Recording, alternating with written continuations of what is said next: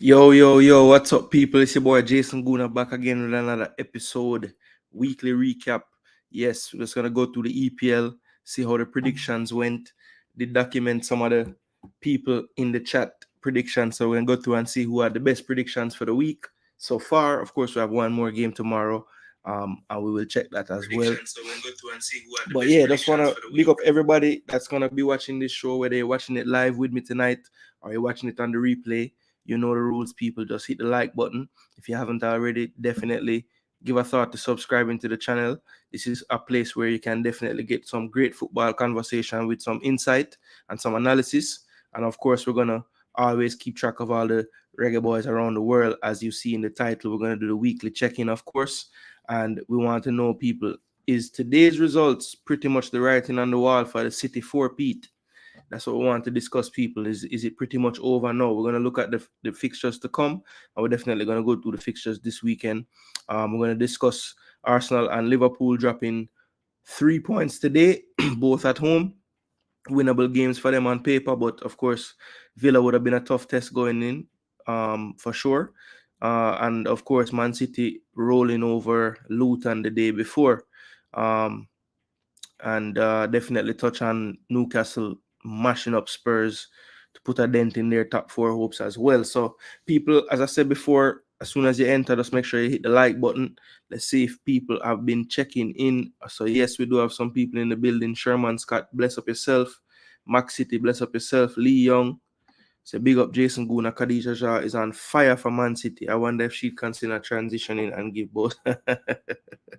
Jano Lee Young, are they say you're gone? Man said transition to Rasta Judge. Misha, I hope you don't do that here. I hope the JFF just sort everything out with you. Because you are really on fire, as Lee Young say. Would I love to see you do that for Jamaica reggae girls again. Yeah, people. So, as I said, people, I wasn't gonna do a show tonight because, as you see, it's a SMH, which means shaking my head. Very, very upset with the result today. But I am not somebody to run from reality. And the reality of it is, people will drop points today. And I'm sure a lot of you out there, knew this was coming. You've been telling me for weeks now. This is when we're going to start to drop points. And this is when the battling start to happen again. So, yeah, everybody get them wish. And we lost the game today. But let's just talk about it a little bit, people. So, of course, this is the score on screen, the 2-0. Hold on, the people. Let me get rid of this thing here. I have something I look for. All right, so 2-0 scoreline at the Emirates today. Leon Bailey and Ali Watkins getting late goals in the 84th and 87th minutes. Let's take a look at the lineups for the day. So Arsenal's starting lineup look like this. David Raya in goal. Benjamin White right back. Saliba, Gabriel Magalhaes, and Zinchenko got the start at left back today.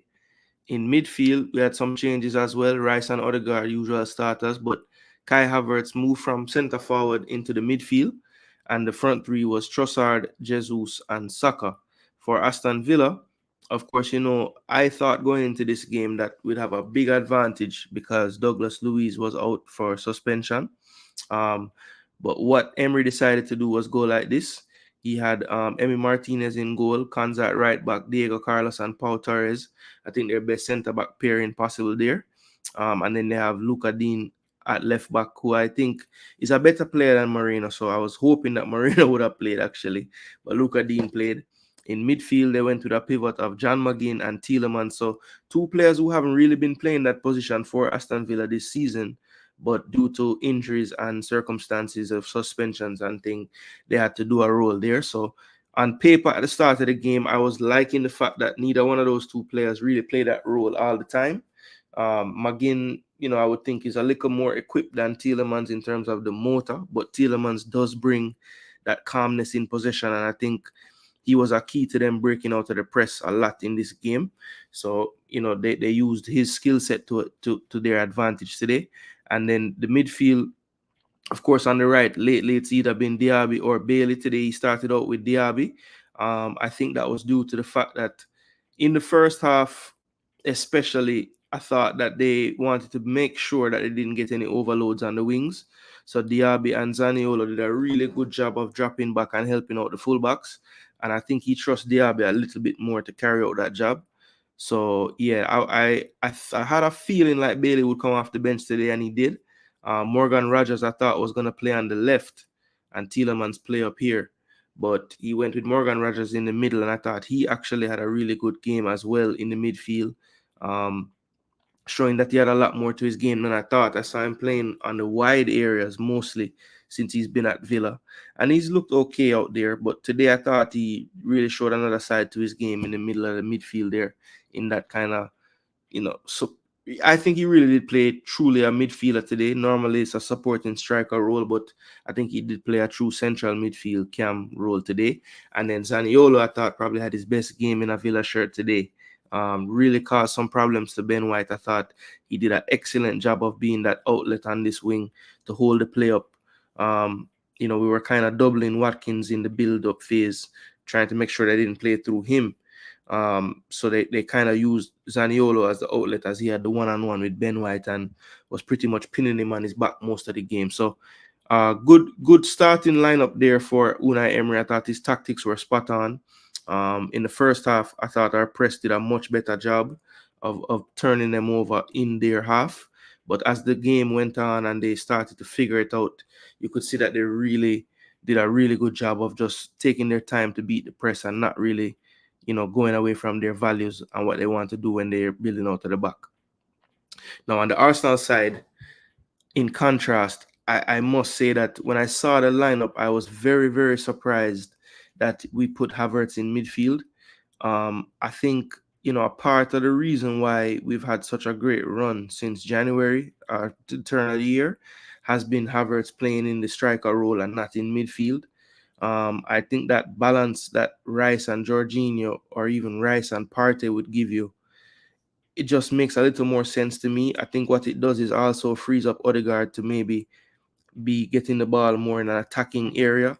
I think whenever we play this system, it ends up being that Odegaard is playing a bit deeper to try to build a play, which I don't mind, but I do always feel like, him getting the ball more in these type of areas of the pitch just would be better off for Arsenal. So, that was the first thing that kind of threw up a red flag to me. The second thing that I was kind of surprised about was Zinchenko starting. I do think that he made a difference in the second half of the Bayern Munich game, and maybe Arteta was wanting to just continue what he saw in that second half. And to be totally honest, in the first half, it was working. I mean, we did create some chances. I think the chances that Villa had in the first half were really from our doing. I remember Gabriel playing a slack ball out of the back, and it hit Zinchenko in his back, and that's how Ali Watkins hit the bar in the first half, which was probably their closest they came to scoring. So I think in the first half, as far as control is concerned, we did a really good job, and the tactics were working pretty well. But I could see that as the first half even progressed, they were starting to get the handle of how to beat our press without going long. And once they figured that out, you could see them growing more and more into the game. And on the rare occasions where, they did go long, it was tending to stick with Zaniolo, and they were able to get other players into play. So you could see that they were kind of gaining confidence in the game, and the longer it went without us scoring was a big issue. I think the biggest flashpoint probably for Arsenal in the first half would have been a chance by Trossard. Ball got rolled across the box by Jesus, and Trossard pretty much had half the goal empty, and he kicked it to the side where Martinez was, and he was able to make a reaction save. That goal going in the first half, and maybe we're having a different discussion right now, but it wasn't meant to be. And as I said, as the second half started, I think in the moment I understand why Arsenal didn't change anything, because I thought in the first half, if we had just done much of the same, we would have eventually broken them and gotten the goal. But I would say about 15 minutes into that second half, you could kind of tell that Aston Villa was getting really comfortable with how we were playing. They weren't really stretched in at any point in that second half like we were stretching them in the first. And as I said before, they, the amount of times they were going long was getting lower and lower. They were being able to pass out the back, whether it was Martinez, Paul Torres, Digne back into Tielemans, switch sides. They were able to beat the press after a while pretty easily. And, we really didn't counter them in any way. We just kept trying to do the same things. Let me just look here at when the substitutions occurred. So the first sub was made in the 61st minute, and that was one that pretty much everyone was expecting. Leon Bailey on for Moussa Diaby. Now, when that happened, I thought that maybe Arteta might have a mind to take off Zinchenko and put on a more defensive player on that side. Simply because, I think that Emery has figured out on that wing, maybe they want to limit how much defending Bailey truly does. And the fact that at that point they were a lot more comfortable building, he thought that extra outlet now with Zaniolo on this side and Bailey on this side, maybe they could have more joy. But we did not make a substitution to counter that move. What we actually ended up doing was subbing off Leandro Trossard and Benjamin White, who was on a yellow card from early in the match, or from the first half right here. And I thought White was doing pretty well going forward, combining with Odegaard and Saka on that wing. Maybe didn't have his best defensive game, but I understood the change from the yellow card standpoint, but tactically, I don't think the change did much for us because, at that point, I think the outlet was slowly shifting to the other wing to Bailey, and Zaniolo wasn't that much of a threat in terms of the attacking side. So for me, I probably would have gone for Zinchenko to come out and Takahiro Tamayasu to come on just to have a more dedicated defender on that wing. And, perhaps Ben White could take over the role of inverting at that point. Especially seeing the fact that Gabriel Martinelli would be coming on to give us that thrust on that left wing. Maybe the need wouldn't be there to have someone on that left side with Martinelli. He could maybe do his damage kind of isolated. So, I was a bit surprised that Benjamin White was the one that came off. Maybe there was one eye on the red card, on the yellow card. Maybe there was one eye on, he played 90 minutes against Munich. He's probably going to play 90 minutes again in Munich. And they just didn't want to, put him over that red line that the trainers wouldn't want him to get over. Let me check in with the chat real quick because I've been going on and on for a second here. Hot Chili there. Big up Hot Chili. I have your scores written down, so I'll go through them in a minute and see how everybody did. Yeah, man, you did tell me, man, Emery Masterclass. As a matter of fact, my forgiving on the credit. I know some of it is just Arsenal bad mind, but some of it as well is just you guys just had a feeling and tactically they would win this game and the matchup. And yeah, I believe I was the only, I think myself and Mac City were the only two people that actually went for Arsenal win. Everybody else that voted said that we would lose the game. Oh no, sorry, my cousin Damien also said, but Fresh God, Hot Chili, Duckland all said Arsenal would lose. So big up to Uno. Think you never did I go come live. No Trey. I'm gonna stay so brother. I'm gonna forward and take my beating when it's my beating, It's my time, forget it. So I'm forward, forget the beating, same way. I say up the Villa. Bless up Corey MPA. Corey MPA say my Reds lose, but thankfully Arsenal drop points as well. I still think both teams can win it. Sitting at the City of years past. Boy, Corey, may I hope and pray, right? Them guys just know how to do it though. So me now put it past them, so them just win every damn game. Duckland, yeah man. It was a good evening for the villains. Bless up, Float. Bless up. Bull, bless up, cuz. Yeah. Knicks get the second seed in the NBA playoffs, so every team I'm support never lose today. So thankfully, Arsenal love to pass the ball into the net. Yeah, I don't even know if that was the issue today, to be honest. I just feel like I don't know, just couldn't put the ball in the goal in the first half.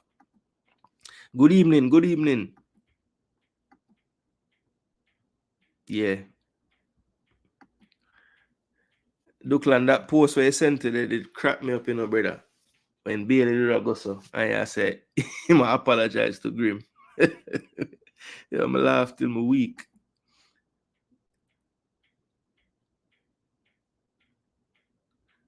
Yeah, man, make him know, Corey. He might describe the wrong team. Yeah, actually, I was gonna get to that as well, with the subs, 'Cause I was surprised by that as well. But Arteta in the press conference after the game said he felt something. So I praying that is not something that will keep him out on Wednesday as well. Yo, it's crazy how a player can in one. I think it's the running last season, make people start hate upon him, because he make some mistake in them game there. And then some of the games that we lose this season, him caused the loss with some mistake and things. So Zinchenko fall far from one season to now, brother. In terms of like my level of confidence in him. Yeah, man, he make a good point, but that's true. All right, so yeah, so as I said earlier, people, these were the two first subs Arsenal made. The first throw of the dice to try to, make something happen in the game. To be honest, Trossard had a really poor game. One of his poorer games I can remember for Arsenal today. And then after that, now in the 79th minute, we made another double sub, which I think I even heard the crowd even have a few groans when this substitution was made, because he took off Jesus and brought on Jorginho and took off Martin Odegaard and brought on Smith Rowe. So, of course, with this change, Jorginho went into midfield to partner Rice, and Havertz went from midfield to striker, and then Smith Rowe pretty much went into midfield where Odegaard was. So that's what Emery went with, people, and then Zaniolo came off injured, and Alex Moreno came on. So they had basically two left backs playing on the left side. So, this substitution basically solidified what I was thinking. Where I'm thinking once Bailey came on, he's trying to balance his side again. So he brought on a player a little more defensively sharp on the other wing to kind of balance it. And then, of course, in 84th minute, Bailey gets the goal from a Lucas Dean cross that somehow misses four people on the front post and gets all the way to Bailey unmarked on the back post. I think Saliba on the play, when I watch the replay, he's ball watching horribly. He's ball watching horribly. The ball passes him and he just watches it pass him, never reacts, never runs to the line to block anything. Rice, who is coming into the play after him, actually is closer to blocking the shot than him, because he's just so, I don't know what he was thinking there. He just wasn't moving, wasn't thinking. I don't know what happened to him on that play. Gabriel was trying to win the ball on the near post that Paul Torres was about to tap in, and it just squirts all the way through to the back post. And Bailey, it's going to his right foot. I see him approaching it, and I'm like, yo, Mariti, ball, but just don't put it in, please. And of course, in the Villa jersey, Bailey is clinical. So he puts it away with his right foot to make it 1-0. And then we get sucker punched after losing the ball after some sustained possession. Tielemans wins a ball, and Watkins basically runs from inside his own half, so he can't be offside. And I believe we had a corner right before it as well, and won the second ball. And in that phase of play, lost the ball. It falls to Tielemans. Tielemans looks up, plays it over the top, and somehow the only man back to defend is Emile Smith Rowe. So it was a mismatch there. And Watkins just showed his class, kind of took his time, waited for Raya to commit, and had a beautiful chip to the back post to make it 2-0. So that pretty much emptied the Emirates Stadium. Something that in the moment I was understanding, but in hindsight, I'm looking back and I'm saying, boy, that's not a good sign of the Arsenal fans, because we don't lose a game from the year start, right? In the Premier League. And to just like walk out on your team like that, I know you're frustrated and you're upset, but it's not a good look, Arsenal fans. Not a good look. Like, I get enough from the rival fans about the loss. Now I have to hear people are telling me, say the people them leave early and all these things. And me have to try to defend it. But I can't defend it, people. It's wrong. It's wrong. If he's a true fan and you're dead, just stay, brother. Stay, brother. Stay. You never know anything can play. Could have, if you know they make up all heap of noise, maybe we'll get a go. Yo, you never know, brother. You never know. You never know. Liverpool and Arsenal feel the pressure from City win yesterday. I'm not sure if it's the pressure, you know. I feel like Aston Villa today, we just have to take our hat off to them, to be honest. I mean, we played well enough in the first half to get something going in that game. And, you know, the ball just wouldn't go in for us. As I said, Trossard on the doorstep. I would want that chance to fall to Trossard every day of the week. He's probably the most clinical finisher we have. And he couldn't tap in that ball today. So, one of them days, Villa was really good. But yeah, I guess look, when it's this time of the season and you drop points like that, you can't really say it's not pressure. Anytime Trossard start, I know him now score. Where say I saw it work. To be honest, it did look eerily similar to something like that, yes. Jesus, Gabriel, and the rest of heaven. Nah, Duckland, I don't believe that. That, I tell you, man, Trossard finished that chance. The game is not the same. Not the same at all. Yeah, so that was basically it, people. 2-0. Last throw of the dice. Your defense is in trouble. And Ketia forward in and give her the ball, basically. So yeah, not a good day at the Emirates, people. At all. But I guess the only silver lining is not the last week of the season or anything. There's still more to play. Maybe I should be worried about that fact, but look, we move. I think this game on Wednesday now becomes like a defining moment because you would hate to look back at this season if we don't get anything out of it trophy wise. I can just point to this week right here as like the week that really killed me. I lost to Villa and then I lost in the second leg to knock us out of Champions League. So, it can go one or the other way, people. It can be a springboard Wednesday, or it can just, put a bigger hole in the balloon and just make it flat, So, we'll see. All to play for Wednesday. We'll see. Your defense is in safe hands. Arsenal backup strikers in the league.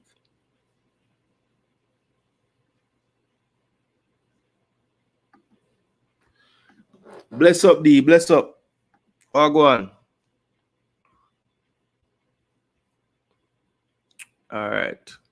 So that's the Arsenal game, people. Bun me even talk about it, but so it go. And I have to say, big up to all the former Arsenal players and manager like Emi Martinez with a big performance today.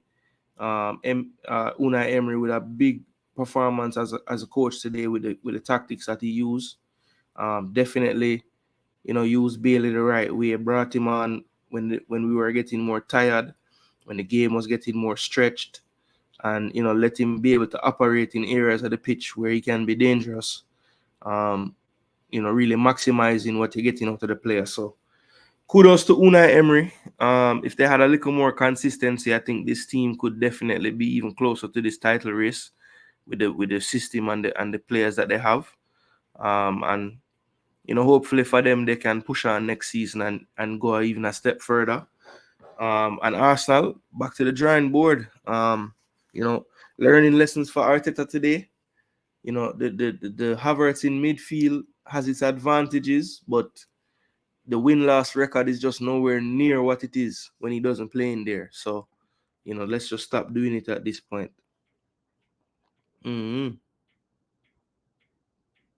Wait, say if we lose to Bayern, we'll go forward next week and lose to Wolves. No sorry for we, boss. Look on the table. And sorry for your side. Yeah, man. Big up to Bailey, man. Me say it this season before it starts, 2 game alone, I don't want Bailey scoring, And a 2 Arsenal game, And the man scoring at the damn Arsenal game today. And get an assist in the first one. Cha-cha. So 2 goal contribution against my side for Bailey. I hope next week him continue. I'm a bench the man in a fantasy, just because I'm a play Arsenal, that me forget. Expectations are not the same, but when you spend just as much money, you can't say anything you want to say, The United and Chelsea fans, them, don't want to hear nothing from you. Look on the table. Yes, that's all we need actually. Cause Bailey look like him love the top side them. So him need for do that against Liverpool too. Bless up Marlon, bless up yourself, bro. You too. Wow, we not spend no $1 billion.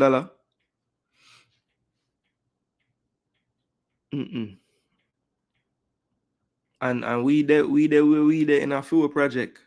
You want trade or you want to stay with your project? Let me know. Me trade the trophy cabinet, you're right. But yeah, as a United fan, history is your best friend, Can't be the present. That may I tell you, Duckland. Big losing streak. Expressions ran, all of them are use Arsenal as a scapegoat. Yeah, man, Arsenal, like it's hilarious because the Liverpool fans, it's like them even forget that Palace lose. Like them just so happy that Arsenal lose too. It's like them never play today. It's crazy. Yeah, man, me know you're gonna stay. As a United fan, my present is changing. No, it's not a present. It's just an empty box. No present in there. Make us see. We heard it before, We're gonna see. Alright, so that was tough, people. How much time we spent I talk about Arsenal? 20 a minute. I get no more out of me about Arsenal. We just lose the damn game. Alright. Now something we can get excited about, people. So Liverpool played earlier this morning. And you can see by the score on the screen, 1-0 to Crystal Palace at the mighty Anfield, where them walk alone today. They never have any company. Eze from a nice cutback from future reggae boy Tyreek Mitchell with a nice cutback, and he was actually free in the area. I don't know how he got so free. He just was standing there. A man could have controlled the ball, call him girl, chill, take a nap, and then put the ball in the goal. There was so much space. Really simple side foot finish for him to make it 1-0 in the 14th minute. And then, of course, Liverpool huffed and puffed, but couldn't quite get it done. Let's look at the stats of this game, people. So the shots on target were pretty even, actually. 6-5, Liverpool only one more. They had a lot more shots, period. But as you can see, the on target ones very close. Definitely Liverpool dominated the possession, 71 or 70-30, basically. Way more passes, tackles even.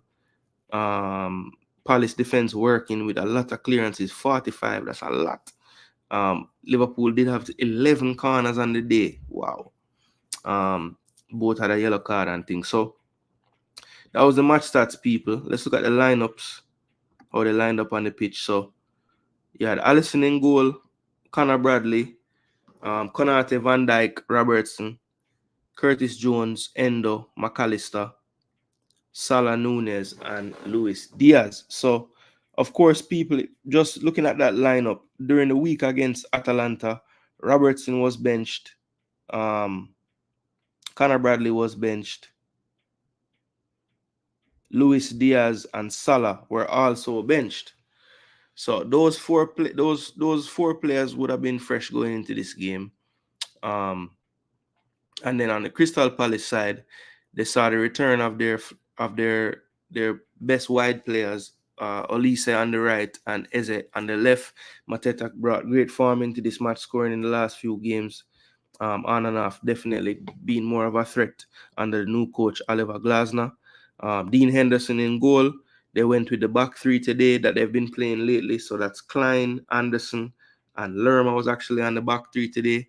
And then in midfield, I'm on the name again, Wharton, Hughes, Tyreek Mitchell, and Daniel Munoz was on the right side. So Glasner, ever since he's been there, has been playing this 3-4-3 system. Definitely think it's been getting the best out of who they have on their team. I think Mitchell having a little more freedom to attack has helped them. I also think that Mateta looks a lot better in this system as well, just more dangerous overall. So, going into this game, I definitely thought Liverpool would be able to pull it out. I didn't think, just because they hadn't lost a game at Anfield in so long, I found it very hard to believe that they'd be able to lose 2 in a row. So, the fact that they ended up having that happen was crazy to me today. Of course, at halftime, Szoboszlai came in for Endo, and soon thereafter, Conor Bradley left the game with an injury, and Trent had to come on probably a little bit earlier than the coach expected to have to. He made 2 more subs in the 66th minute, removing Nunes and Diaz, and brought on Jota and Gakpo at that point. And of course, Palace, Olise just coming back from injury, couldn't go the full 90, so AU came on for him in the 68th minute, and they made a triple sub, kind of getting some more numbers in midfield. Klein had to come off. Joel Ward came on to solidify the defense a little bit. Schlupp came in to give a little more steel in midfield for Eze. And Riedewald came in for fresh legs for Hughes. And then Harvey Elliott, who has been coming on late and supplying assists and goals, was the last card played by Klopp in the 82nd. And of course, Mateta did come off late. Really just a time-wasting sub. Edward got a injury time run out. So basically, that was it, people. 1-0 to Crystal Palace. I thought that, Liverpool was wasteful on the day, especially Darwin Núñez. His customary couple big chances missed for the game. But I thought also Mateta was very wasteful as well. I thought Mateta could have easily had 2 goals. I remember there was one in particular where I don't even think Alisson knew anything about it, and he just put his right hand out and ended up stopping it. I don't even know how him saved that ball, to be honest. It looked like he never even was looking at it. But yeah, he did end up making that save. I did want to pull up something though, because I was interested to see the full stats from SofaScore. Yeah, so I wanted to look at the big chances, people. So Liverpool created they registered 4 big chances and missed all 4, right? Crystal Palace, on the other hand, had 3 big chances and did miss 2. So, I heard some people saying, boy, it was a true smash and grab today by Palace and everything, but I don't think it was really that, people. I think the coach had a plan, and the plan was working to get them those chances on the counter. Yeah, so Mateta did miss 2 big chances, as I thought. And let me check Nunes' stats. Still got a 6.9, which is not terrible. And they only put him down for 1 big chance missed. I know Jota missed. Well, I don't even know if they would count that as a missed chance, but there was a huge block by Mitchell from point blank range. They did put Jota down for 1 missed chance. I don't know if that's the one. And Salah, 6.8, a bit quiet for him. He had a big chance missed. So pretty much all their forward players missed a big chance. The only one that didn't was Diaz. I know Curtis Jones probably had the clearest chance when he was through on goal and just couldn't quite wrap his foot around it to put it into the far corner. Yeah, that was a definite big chance. So yeah. So Nunes missed 1, Salah missed 1, Jota missed 1, and Curtis Jones missed 1 of their 4. Mateta missed 2 of the 3. And I'm not sure who missed the other one for Palace. I think it might have been... No, it wasn't Olise. I'm not sure who missed the other one for them people. But I know Mateta had 2 very good chances and even a third half chance that he could have potentially scored. So, is this... I was asking the question when they lost to Lille the other day, is this just a blip? Is this is this something that we can see? Because I'm telling you people, from what I see of Liverpool this season, they've had a lot of games where and another day the other team could have won or even took points from them, and they've been finding ways to still get the 3 points, So yeah, I don't know. I feel like this has been coming for them in a way, because I just feel like the defense gives up too many chances. In games where they dominate possession, they dominate, you know, where the ball is on the pitch for the majority of the time, they still find ways to give up chances at the other end. So I thought eventually that was going to bite them. And even in a game like today where Palace didn't take all their chances and makes it look kind of better than it was in my eyes, um, they still could have won this game today because they had their chances as well.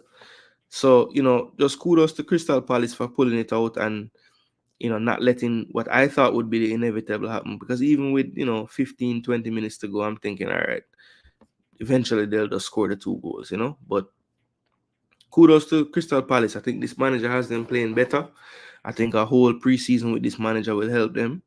If they can, just add a few pieces and strengthen the squad a little more, I think they could have something cooking if they can hold on to their players.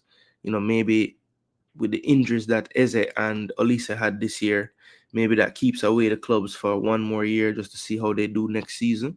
Because I do think if they can keep the core of this group together, they could be a team that could surprise under this manager. I do like this manager's style of play and how he sets them out. Yeah, Liverpool's loss is worse, I would agree. When you look at Palace and Villa, the threats that both teams bring. Palace definitely has some strength up front, but I don't think the midfield and the defense is as strong as Villa's. Even though Villa's defense is not the greatest, the defense played damn good today. Pau Torres and Diego Carlos especially were really good. I mean, Diego Carlos was like a sprinter on some of them plays, man, running back and stopping things. I like how you want us to go to the drawing board. I'll take that. Yeah, we need to go to the drawing board and draw the plan for win the game. Mm-hmm.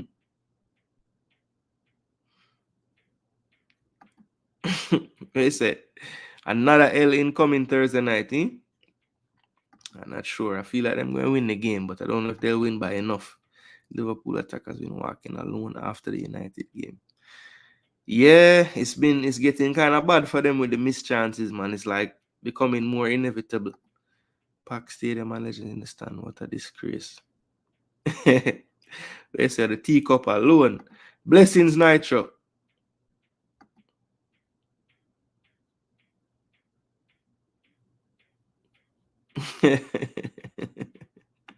They say inevitable.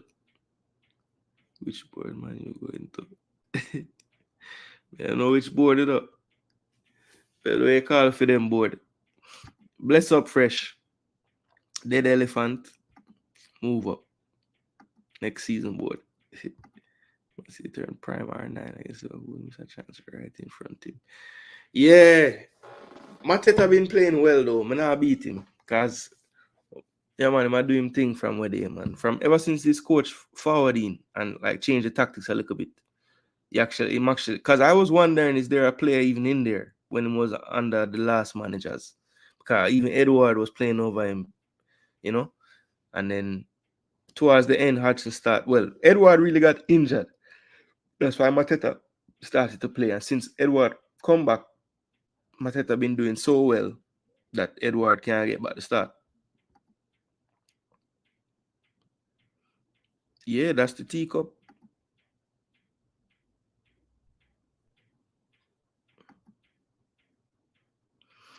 Yeah, fresh. I don't want to make an excuse for him, but just from me playing football, whenever you set your foot to play that curling ball, that curling shot to the far post, if the ball bounced right before, sometimes it hit you a little high up like by your ankle and it don't, you don't wrap your foot around it. That's what, based on how the ball did fly away like that, that's what it looked like happened to him still.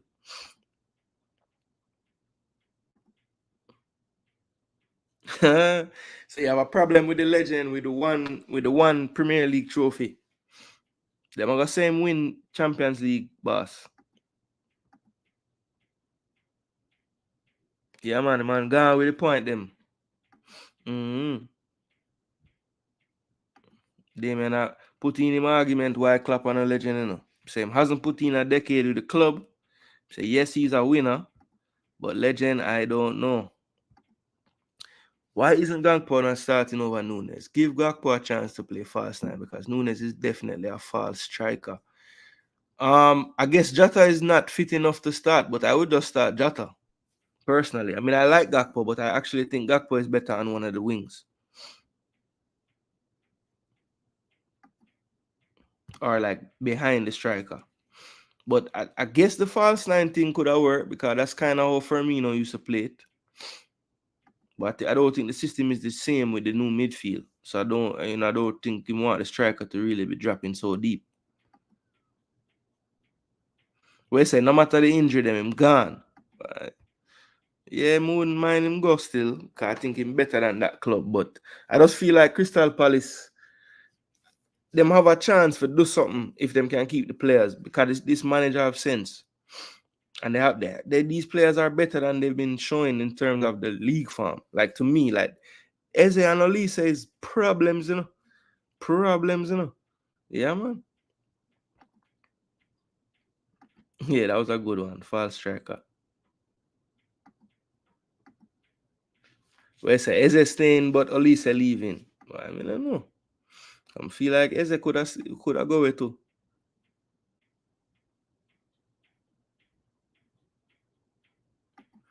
I think he might talk about Olise leaving. I think. Yeah, Rob Smith. That was what was confusing to me in the game. But I feel like Arteta kind of took away the midfield advantage by playing Havertz in midfield because we've been dominating in midfield with Jorginho, Rice, and Odegaard. And if he was thinking, boy, I want to start Georgie against Munich, then play Partey then. I mean, if him on the bench, him can play. So play him. But I felt like that made us lose our advantage in midfield.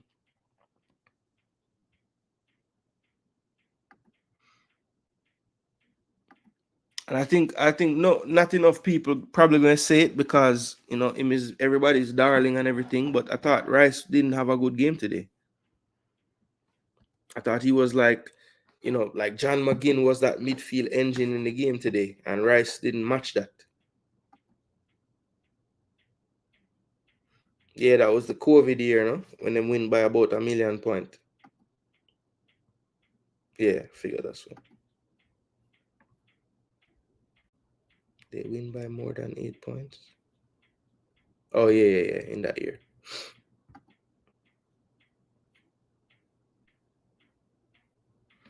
Did Brendan Rodgers really have them in the abyss though?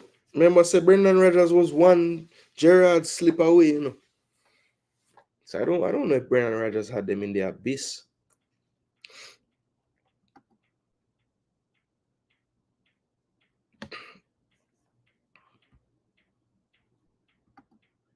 Where I say you don't get the Nunes hit because I'm gone so much goal. But a 21 chance him missing. That's a lot, Your side is Theme side, Damien. Yeah, see him tell you that. Why did Arteta take off Odegaard? Fatigue? No, Max City. In the post-match press conference, he told the reporter that asked him that same question that he felt something and he couldn't continue. So his next prayer service may go after the show you're done for just pray say him good for Wednesday. Because I don't see any version of Arsenal that can beat Bayern at that stadium if Odegaard don't play.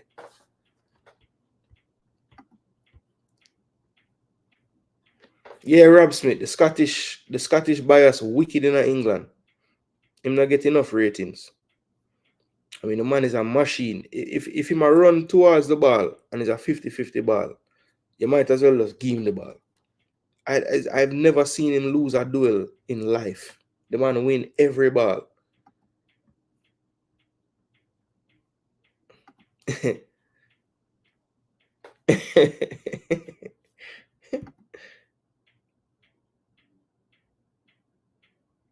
Yeah, but But the Brendan Rodgers' problem as a manager is not attacking, because that Liverpool team scored about 1,000,000 goals.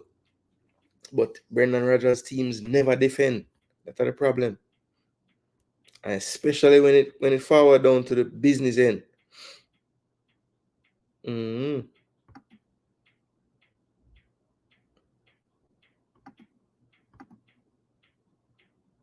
Yeah, man, it wasn't tactical, that's for sure. Yeah, actually, some say too. Me not think we can do it without him. I'll be honest with you.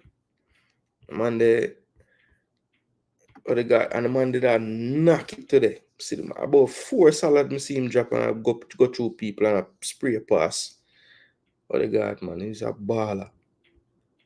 Big baller that for sure. All right, so Liverpool dead like dog. Arsenal dead like dog. So I could go to a team where look like them know what them are do and look like them really want to win this league. Maybe the only thing can save we are when the point deduction start drop on them. Because it look like a Everton and Forest alone them have strength for. So City win the game 5-1, people. Had an early own goal from Hashioka upon a fluke. Haaland cannot kick a ball towards a goal. I don't know warm to the man foot. The man kick the ball to the corner flag and it bounced off of the man head and going in the goal to make it 1-0. Then Kovacic had a beauty after Luton held them for a long period without scoring, even though it looked inevitable at times. Haaland then got a pen from Doku twisting and turning up the right back. Then Doku twist and turn the right back again and score a nice solo goal cutting into the box and run off and do the gritty like an idiot. And then Vardiel continued his goal scoring form with another goal as well. So mixed into those after the penalty, Ross Barkley did pull one back to make it 3-1 and give a little bit of hope, but really there wasn't much hope for anything to happen there. So 5-1 to City. And of course, with that victory, people, City went to the top of the table. But let's look at the stats for the game real quick. 74% to 26, basically. Look at this. 37 shots to 4. My word. 13 on target to 2. 763 passes. Jeez. So, yeah. Total domination from City. City lined up like these people. Ederson in goal, Diaz, Vardiol, Akanji, and Rico Lewis. Vardiol actually played centre-back in this game for the first time in a long time. Actually, no, he didn't. He played left-back. Rico Lewis played right-back. Yeah, these two were the centre-backs, Diaz and Akanji. Midfield, Rodri asked for a rest and got it. So Kovacic started in mid. Actually, Nunes started in midfield. Foden was rested as well. So De Bruyne came into the lineup. Alvarez started. No Grealish. No Grealish, no Foden. So Doku and Alvarez and, of course, Haaland played up front. But the big news for them as well was Walker was named on the bench yesterday and so was Ake. So they are getting back fit for the running people. So that's scary for the rest of the league. They can now continue to rotate the players. I think the defense would have probably been getting to that point where they're going to die because they haven't really been able to make any subs. But now you have Ake and Walker back so they can get back to their rotation. And I guess the best news for City fans probably going into this game against Madrid is when you look at their bench who didn't actually play and got to rest. Phil Foden, Bernardo Silva, Rodri, Jack Grealish, all didn't have to play in this game. They were able to just sit on the bench. Now, of course, if Luton could have given them a scare, I'm sure they probably would have seen the pitch, but there was really no need for them to come on. And when I did my checks on Real Madrid's game in the week, Carlo Ancelotti did a very similar move. Of course, they aren't mathematically gonna win the title just yet, but they're in pretty good standing at the current moment in their league. So I know when I checked, the only one in the front line that started was Bellingham. He didn't start either of the Brazilians, so they were rested this weekend. And of course, in midfield, he was able to rest the likes of Cruz and I don't think Chouameni started. I don't think Kamavinga started. But let me just double check on that. People, they played Mallorca yesterday. Yeah, they played Mallorca yesterday. And yeah, so Valverde played again. Chouameni played in midfield this time. Lucas Vasquez didn't play the first leg. He played this time. Ferland Mendy did play in the first leg. He's one of the few players that played 90 minutes again this time. Hosselu up front instead. And he got, just 30 minutes in the legs of Vinny and Rodrigo, Tony Cruz were able to just, stay on the bench the whole game. I did notice that Eder Militao came on in the end of the game, which is a good sign for them. He might be able to play in the game this week. Maybe it might be too soon to put him in this crunch game. So more than likely, he'll just go back with the back line of Rudiger and Chouameni, unless he wants to put Chouameni still in midfield and go with Nacho around the back. But I don't think he would want to do that. So probably Antonio, Rudiger, and Chouameni again should be the lineup. But he was able to, give some players a rest. Cruz will be fresh. Rodrigo will be fresh. Vinny only played 30 minutes or so. Camavinga only played 30 minutes or so. Carvajal came in very late, so he was able to rest. He probably can't do the three games in 10 days like he used to. So yeah, so both teams kind of were able to have one eye on that game midweek. One thing that is going to be interesting is Kevin De Bruyne did play this entire game. I think, let me double check. Okay, so he played until the 81st minute. So, does De Bruyne start again? For me, more than likely he does. I think Foden comes back in as well. And it's going to be interesting what he goes with. Does he go with the experience of Jack on the left, or does he kind of go again with Jeremy Doku, who had a really good game against Luton? But yeah, for me, I think he goes with Grealish. I think what Grealish provides in these type of games might be a bit more what they need, just that calmness. Definitely not as direct as Doku, but I think somebody that definitely helps their style of play. Doku will be a good substitute off the bench, I think, in a game like that. But that's the interesting part, people. We're going to see what these coaches actually come up with. But you could tell that in their selections on the weekend, they definitely had one eye to that second leg at the Etihad on Wednesday.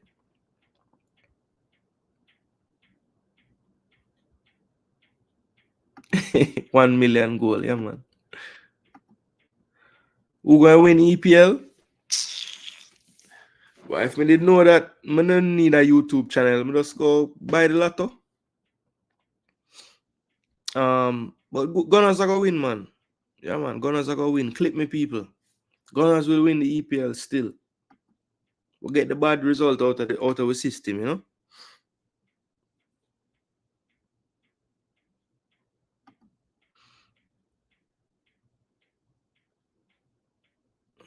Yeah, that's how you do it. 5-1. Sheffield United got a deduction. They did. No, them couldn't just. Them not already get deduction every game them play. No Rodri, no problem. Yeah, that's not normally the regular thing. Yeah, man, Duckland. The next thing I gotta do, I just did want to kind of go through the top teams games in detail, and then I just go revisit and see who had the best picks,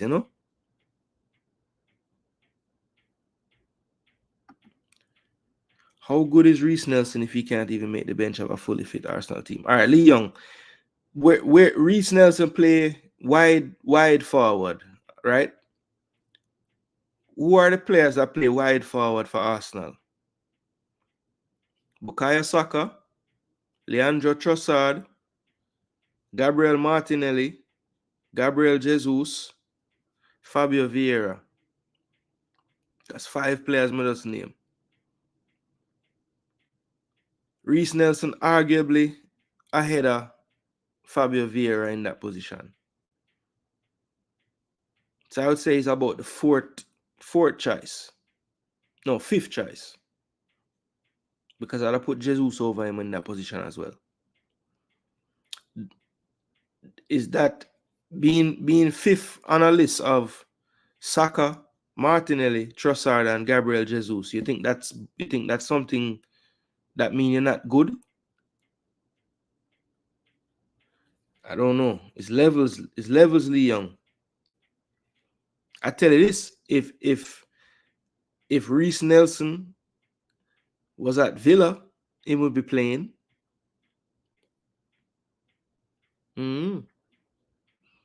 And Villa is in 4th place in the league. If Reece Nelson was on Spurs, he would get game. If Reece Nelson was on Man U, he would get game. If Reece Nelson was on, who else up there? If he was on Newcastle, he would get game. Maybe not start for all of these teams, but he would be in the pecking order. He would play more than for Arsenal.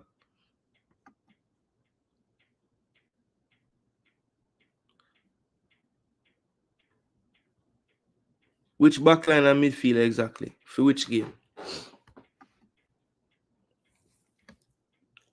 How good is the Arsenal? Yeah, man. That's why I'm mentioning the name them, because if you are gonna measure Reece Nelson quality off of him not making Arsenal bench in a game, then I don't understand you.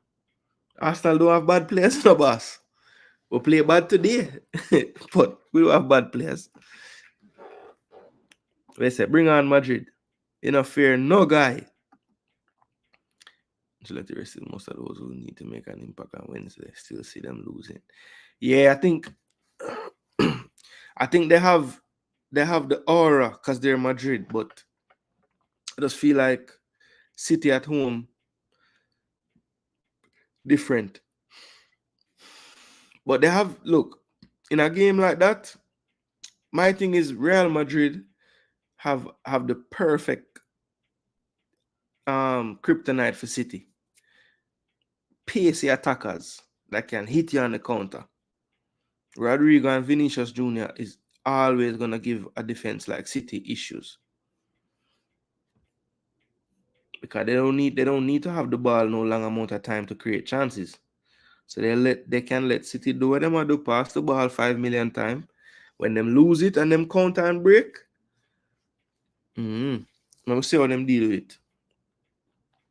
Them never have Kyle Walker for chase down Vinny last game or Rodrigo last game, and you saw, one of the goals came directly from that.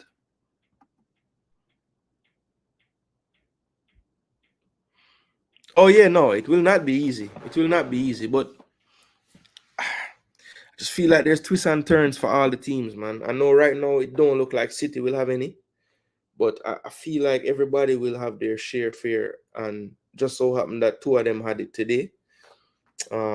But I don't think it's over for any of the teams in terms of dropping points. I just feel like this league is too,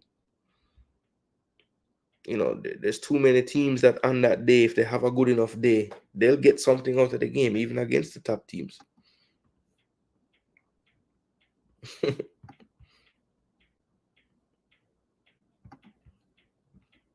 Yeah, I agree, Chile. So it's a Haaland, Grealish, Foden, KDB, Bernardo. Haaland, Grealish, Foden,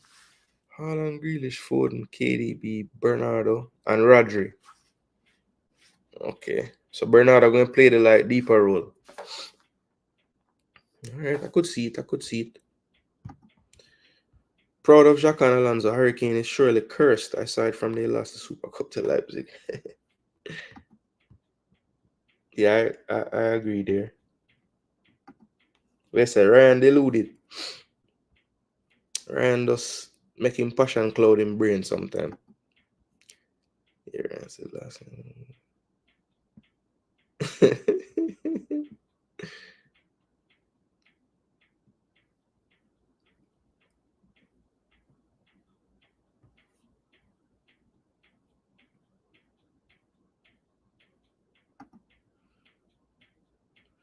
Let's all remember that Madrid never win a match at the Etihad. How much game them play there?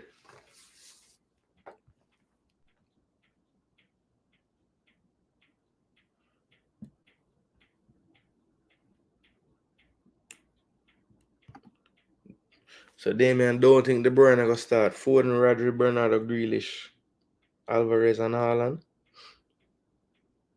Feel like he might go bench Alvarez, you know. From where they, since everybody fit, is like Alvarez been the odd one out.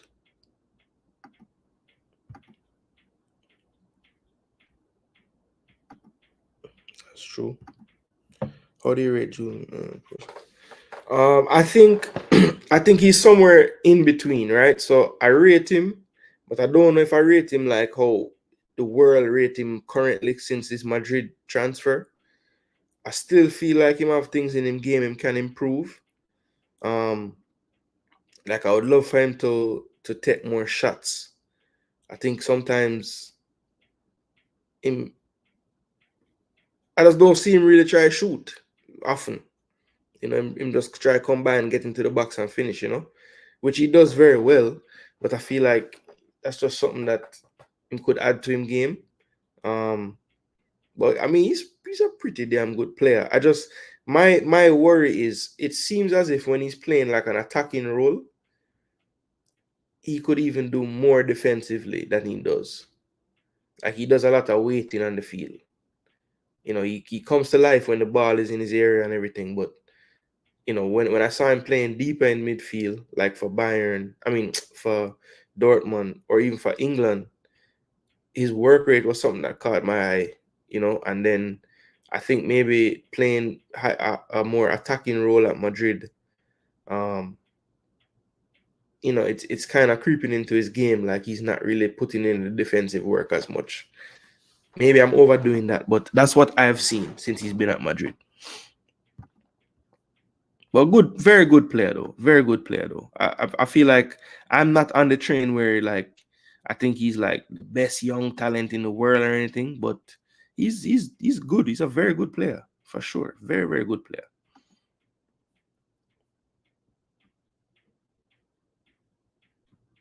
Yeah, fresh. My only can whoop.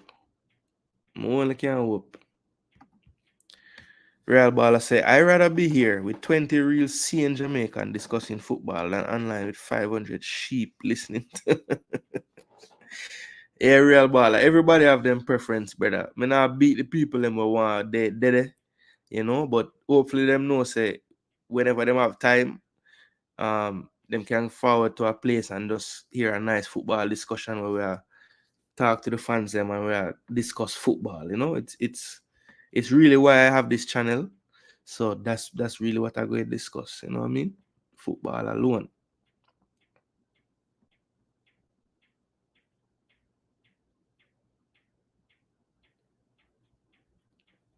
Yeah, Liad. Yeah, I know it's a Liad. I know that you mean.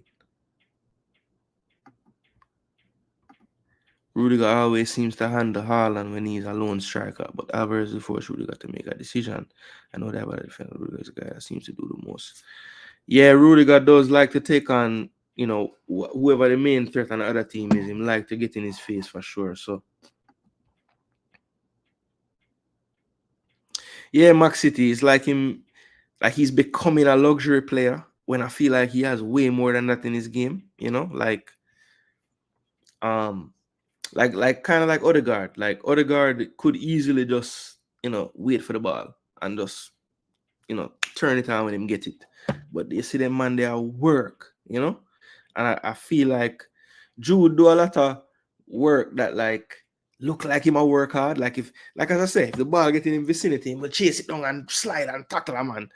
But I'm saying like all those things before that instance, like you could have shuffled over a little bit before the ball reach here, then you wouldn't have to be chasing down a man. Just those little things that maybe because I watch football the way I watch it, I will see that and put that as something against him. Yeah, man, the first I hear about Etihad are the best name for the place, man. That I usually call it more than always.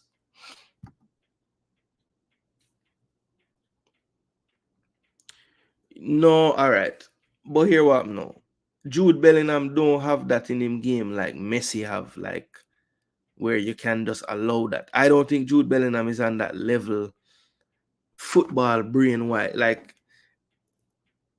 I don't see that in Jude. I think Jude can be, partly what Messi is plus what John McGinn is. Why limit yourself to just be like that? Because when he was playing in the last World Cup for England, he was doing both. He was doing both. Big up fouling. All right, so people, let me revisit these predictions. So, Max City, I thought I did have everything from you, but I really just from Forest and Bournemouth game from Saturday and then all the rest. But I can tell you this, from when we have for your Max City, you don't get none of them right. You're the only person where do this exercise where don't get not even one. So I hope you never bet on them game at Max City, because you would have lose all of them. Your money gone. Yeah, man. Some United fans there, man. Them always there somewhere. So you really believe Sir Emery would have take up himself from Villa right now and go a Man U? Them trophy in the cabinet can't convince him, man, And the man already come at Arsenal, and I say Arsenal is a big club like Man U, but I feel like Emery prefer how them treat him at Villa than how them treat him at Arsenal. And without toxic it is over there, I think him more forward. Because it was just as toxic when he come Arsenal. And him say he might take it up on himself for change it and all these things. And maybe if we stuck with him, he would have. But for whatever reason, the man them don't want to go in next direction. I'm not upset because I like Arteta and everything. And I feel like Arteta have the chance to become, because I don't think he's as good as Emery right now. But I feel like what I've seen so far in the small time that he's been there, he definitely has the potential to be as good, if not better than him in the future. But I wouldn't say he's better than him. No, that would be disrespectful to Emery, to be honest, because he's been doing it a lot longer. Wow. So Damien say I'm done with the managing carousel.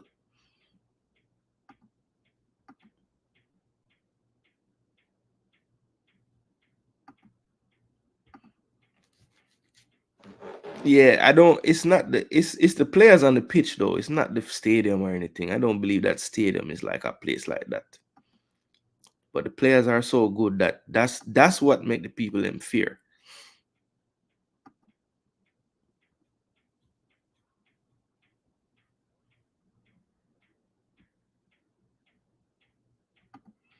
Yeah, man, Max City.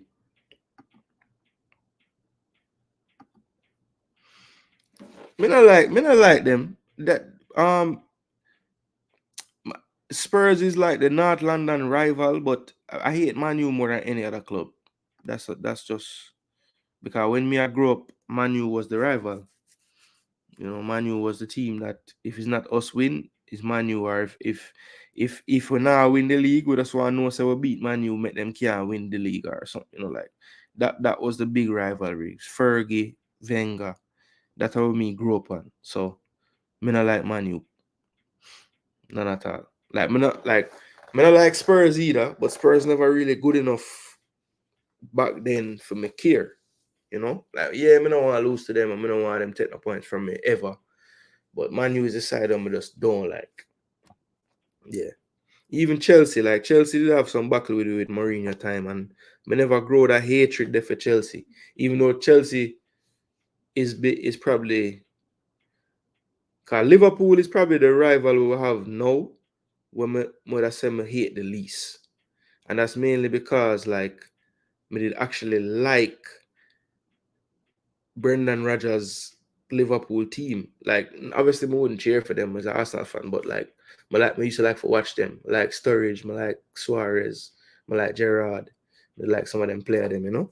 So they are probably the least of the rivals. I can tolerate them, more than Man U, More than Spurs, more than Chelsea. Mm-hmm. Yeah, that's what I'm gonna say. Yeah, Manu. Obviously, the Manu hate is because of the success, and they were, to me, they were like the team that, you know, caused me the most problems back when we first start watch Arsenal. Mm-hmm. All right, so let me pull up the results for the week, people. So first game was the 4-0 to Newcastle, right? So all right, so me did document the scores from Duckland Stennett, myself, of course, Hot Chili, Fresh God, and Damian Levy. So 4-0 Tottenham, none of us went for that scoreline, and only Damian thought Newcastle was gonna win this game. Fresh God and I went for a draw. Stennett and Chili said Spurs gonna win. So Damian got that one. None of us got it correct all the way though. The next game on the day was Brentford and Sheffield. It was 2-0 to Brentford. So there were actually two people that got this score perfect. It was myself and Duckland Stennett who got 2-0 to Brentford. Hot Chili got a victory fight, but not the right score, 2-1. Fresh God said 3 love, so it was close, and Damien said 2-1 as well. Next game was Burnley Brighton 1-all. Duckland Stennett for the second game in a row got that perfectly right. So that's 1-all Duckland went for. And he was the only one to go for that scoreline and for even a draw. So he took a lead there as the only one to get that game.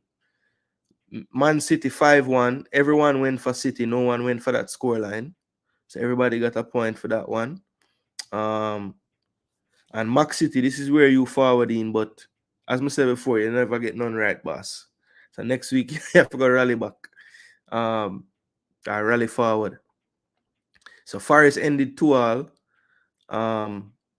Myself and Hot Chili got the draw prediction correct, but we went for 1-all.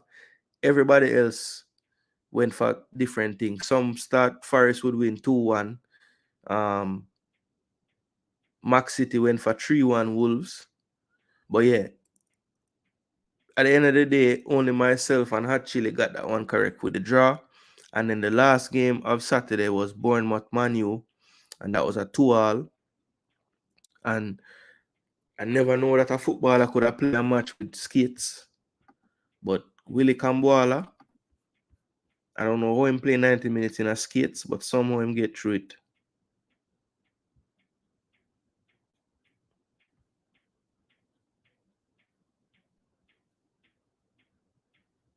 Sir Jim is the change. I put no faith in no Jim. See? Pinnock is back. Great. How about Omari Bell situation? Well, yeah, Pinnock is back. Came on in the 98th minute. Got some time. Very, very, very happy to see that. Amari Bell is out of surgery. I need to do some checks because I know he started a YouTube page and he only had 2 videos and they were both centered around his recovery. So I have not actually checked it in about a week. So he should have dropped another episode by now. So let me see some people. Everyone loves an. What the hell? See it, yeah? Yeah, now go over there and subscribe, people. All right, him don't do another one, but this is it. You can see that? Amari Bell. Just type in him name, Amari apostrophe I Bell. You have 2 episodes. Really, really cool. Not very long. One is the first one about 3 minutes, the next one about 5. And just basically showing him out of surgery, you know, him trying to get out the car, how hard it was for him. And then by the second episode, you see the man in the gym already I start to do some things. So yeah, I can't wait till him drop the 3rd episode. So that look like the best way for go and track him progress, people. Him I let we know on him YouTube channel. So yeah, man, go over there and check it out. It look like him don't drop one for this week. So there should be, yeah, it was 13 days ago when him dropped the last one. So yeah, hopefully we'll get another one soon so we can see him progress.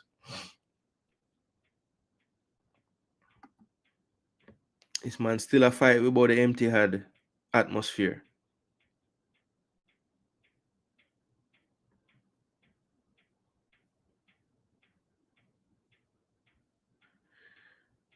No, I hate Man U because it's very normally you would hate the team that caused you the most problem. And when I was becoming an Arsenal fan, Manchester United was the team that gave us the most problems. And you know me stay Damien, you know me all my life. I always hate the team them where everybody love. Man U was that team. The Chicago Bulls was that team. I hate them two-sided. And oddly enough, you like both. But you're probably like somebody else now because the Bulls suck.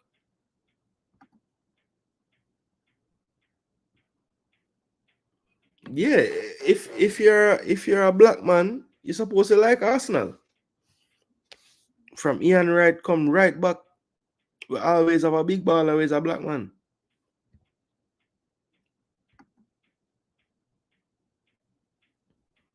Yo, Robbie. Yeah, it's one of the things that like the idea of having a channel and a platform to express your views is great. But it's all well and good until your side lose, or you say this bold prediction and then people can just clip you and say you're an idiot. And what I say, go people, if if you're not strong mentally, you should not turn on your camera and a light and say anything on anywhere they can play it back for you. But you see through me in the business, and I've always been this way, and I'm going to express my opinion. So be it. I'm not gonna write every time, but one thing for sure, people, I'm gonna make you know how I feel.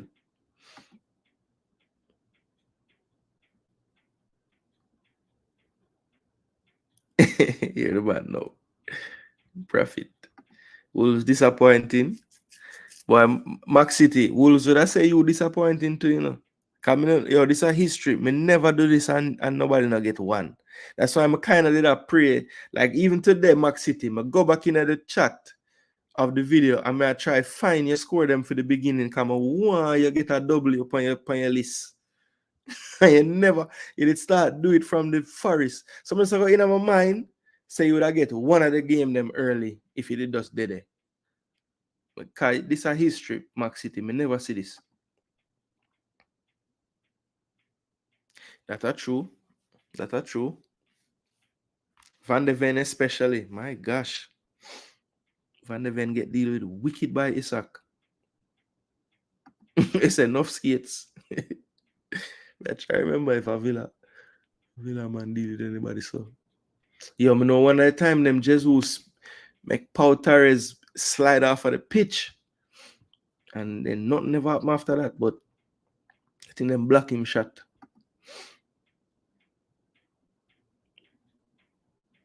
Mathematical, yes. Yeah, because Villa gone 63 and City gone what? 73? Yeah, City gone 73 and them gone 63. So mathematically, yes, them have 5 game leave at a 15 point, and City would have to lose every game, and Arsenal would have to lose 5 out of 6. But mathematically, them still have a chance. But real life and maths, how much you use maths?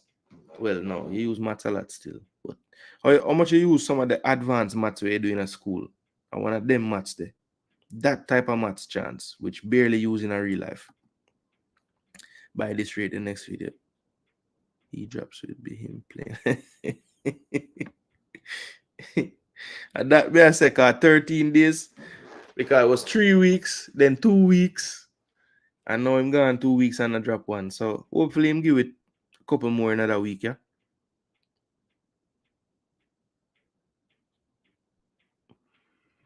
So hold on.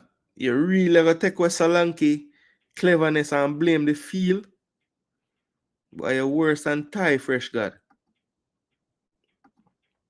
Bless up coffee to the world, bro.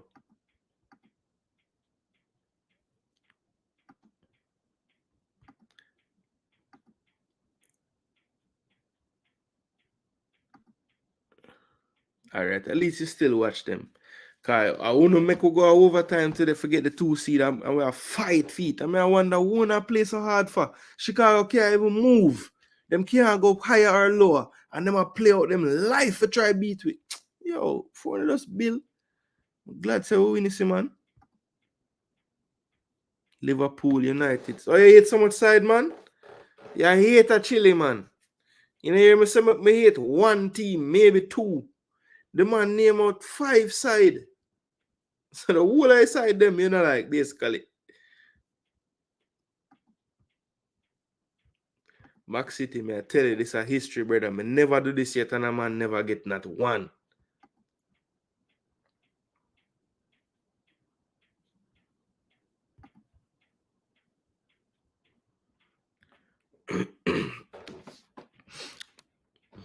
No, me not.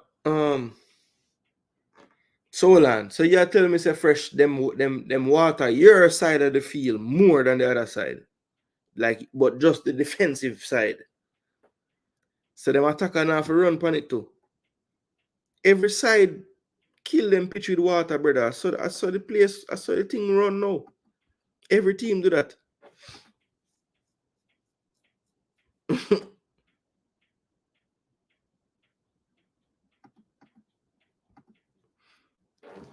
Man, the Bulls are trying so hard for the staying at the same damn ranking. I say, yo, why don't just why the Rosen even playing? Just make the man sit down over there. So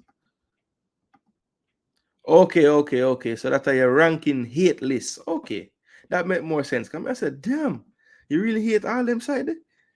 So you hate Liverpool the most. United, Spurs, Chelsea, Arsenal. Okay.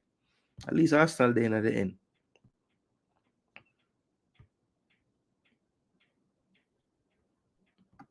All right, so fresh say it just worse. All right. Say even an Arsenal fan there, I mean, see even a Man U fan there laugh after you fresh. And him trust me, this man yeah, will move goalposts and change argument for suit Man U. So if him a laugh, me no, yo, unless him a, you know what? No, me take that back fresh. At this him really a laugh after, I bet you.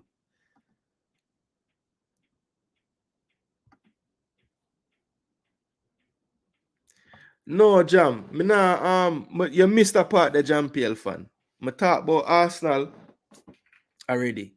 I get them 25 minutes of my life. And it was very difficult for not just cuss bad word, but I have to keep it professional, you know?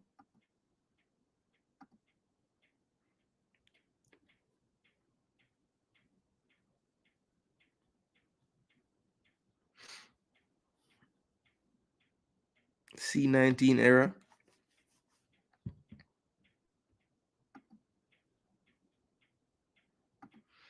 Yeah, man, I'm done with it, man.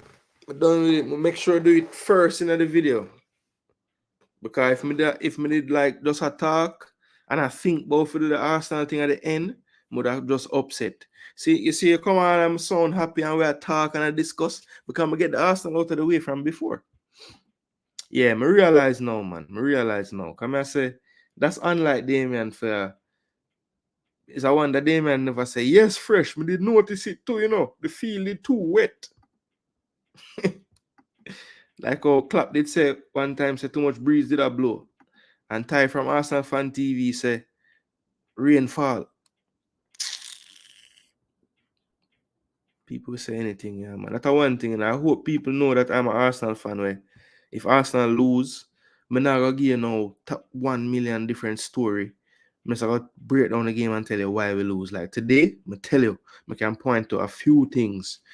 Havertz going back to midfield, and the other thing we can say really mess me up today is Zaniolo on that left side being another outlet, because if you look on it, you know, really did kind of keep Watkins quiet in terms of build up, you know.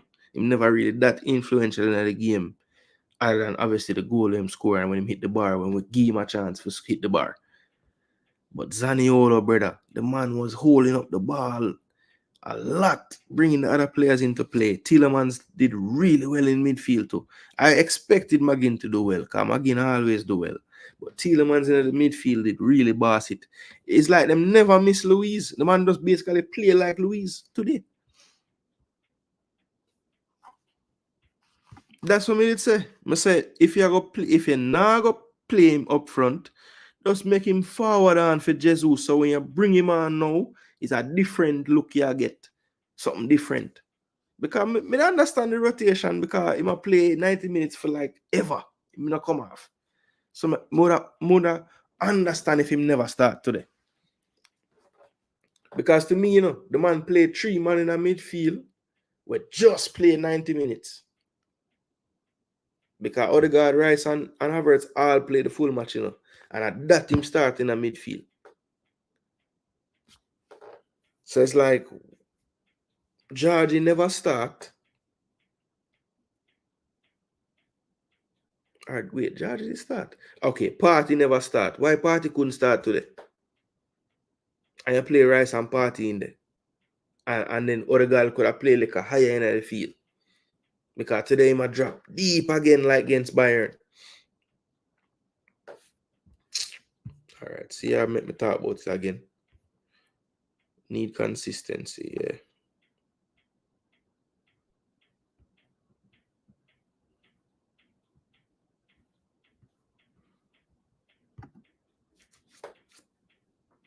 Yeah, Max City. Me surprised when me see the man play earlier this season. I say, yo, I couldn't the same Zaniolo this. Where you said tear up when him Syria. Come, me see the man play for Roma. I say, yo, that youth have talent. Only thing happened to him, he's a madman. Him head will just take him and him elbow 2 man and get sent off. But when him on it. And today he was on it.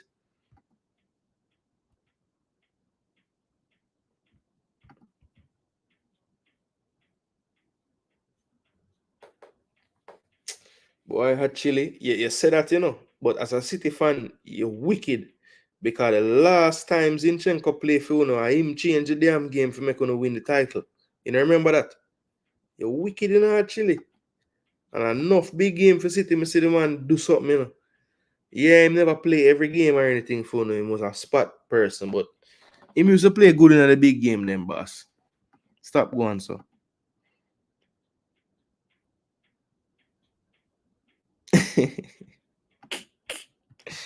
Man, let the field thing go, brother. Max City, I make people dead laugh. Yeah, and Jean-Pierre, see the press conference after the game. Arteta saying pull him off because him saying feel something, So that simply mean now we have to fret out for the whole couple of days now to see if he going to play. Yeah, but Party lock off himself, brother. Cause you have a feeling why Party never played today. The couple of minutes the man come on in Munich, the man look like him forget how to play football, you never realize. The man passed the ball to Munich like 3 times in a row. That's true, but may I talk like this year fresh? Like he had a preseason full, well, he kind of injured. But when him come back, like may I talk like since him been fit, like playing since the season start, like I haven't seen not even anything close to that Zaniolo. Except for there was one sub appearance him did make when him come on and him did end up score a goal in the game, but before him score, it was like causing problems. Zaniolo about 25 now, man. Double check. I want to say him at 25, 26. Okay, 24. He'll be 25 in July. So yeah, I'm still young, 24. Yeah, he had a really bad injury. Yeah, I'm at 24. Yeah, man, but that was the first thing me did say. Me say, yo, the only thing I go hold a youth back, I'm temperament. The man is a madman. Him remind me, like, when I was watching him at Roma, him remind me of, like, Tati. Like, obviously not Tati level of talent, but, like, just how him head stay. Like, Tati's a man who head will just take him to. I say him do have no head. Bless up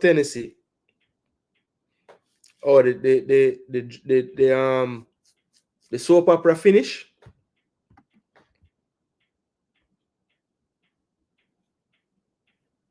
Lord, Max City. You did. It's not. Is you did I say this earlier? I think you did say this earlier in a JD stream. I may I cuss, I may I say, brother, the man make one mistake against Spurs this season, and him never play so good today.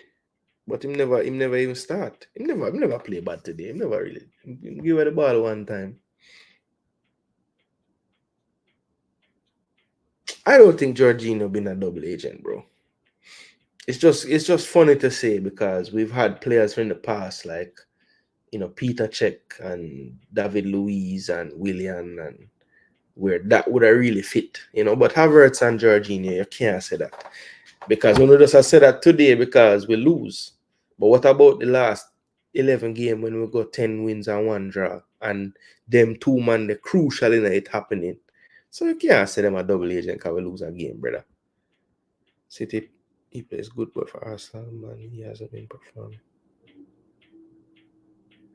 Oh yeah, well, and his yo, may I tell you this? Zinchenko was excellent for us up until like 10 games left in the season last season.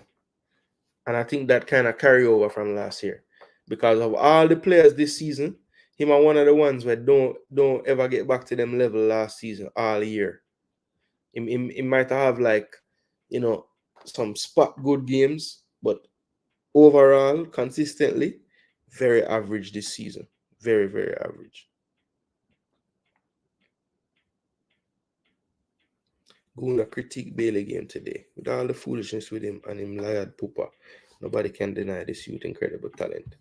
All right, so me, people, I'm not gonna just talk about it. If somebody asks me for that, I'm gonna wait name them. I'm gonna pull it up on screen so I can know some and not tell them a lie. Even though I know some wouldn't lie to them still, but maybe for the ones that don't know me, I put it on the screen for them. All right, so let me stop share that one here. And go to the other one. People, remember, like the video. Whoever forwarding, if you can't stay, just like the video while you're here. And definitely watch back on the replay, drop some comments and things. We'll continue the conversation then. So let me look at Leon Bailey. Bala. Leon Bailey. And I live like Bala. Alright. So this is Bailey's game by the numbers, people. That's the heat map right there. So you do see where Leon got his touches on the pitch today. Was in his own box defending at one point. Had a touch on the edge of the area, some touches in the defensive or middle third, moving into the attacking third where he got in the wing, and then this one little spot where he had his right foot finish in the box. So he came on in the 61st minute. So played 29 minutes plus the injury time. Had a score of 7.3 on the day, so very good. He had 1 goal, touched the ball 18 times and lost it only 4 times, so very good there for attacking player. He was 8 out of 10 on his passes for 80%. He had 1 shot on target, which was his goal, and he was 1 for 2 on his dribbles attempted. Ground duels, he was 1 for 2. Aerial duels, he won 2 out of 3. Very good for Bailey. He was fouled once and he was offsides once. And on defense, he did have 1 clearance. So productive 29 minutes, 18 touches. You could see that the touches, obviously, he was playing more of a counter-attacking game at this point, even though Villa did have more of the ball in the second half. I do feel like they didn't really include him in the build-up so much.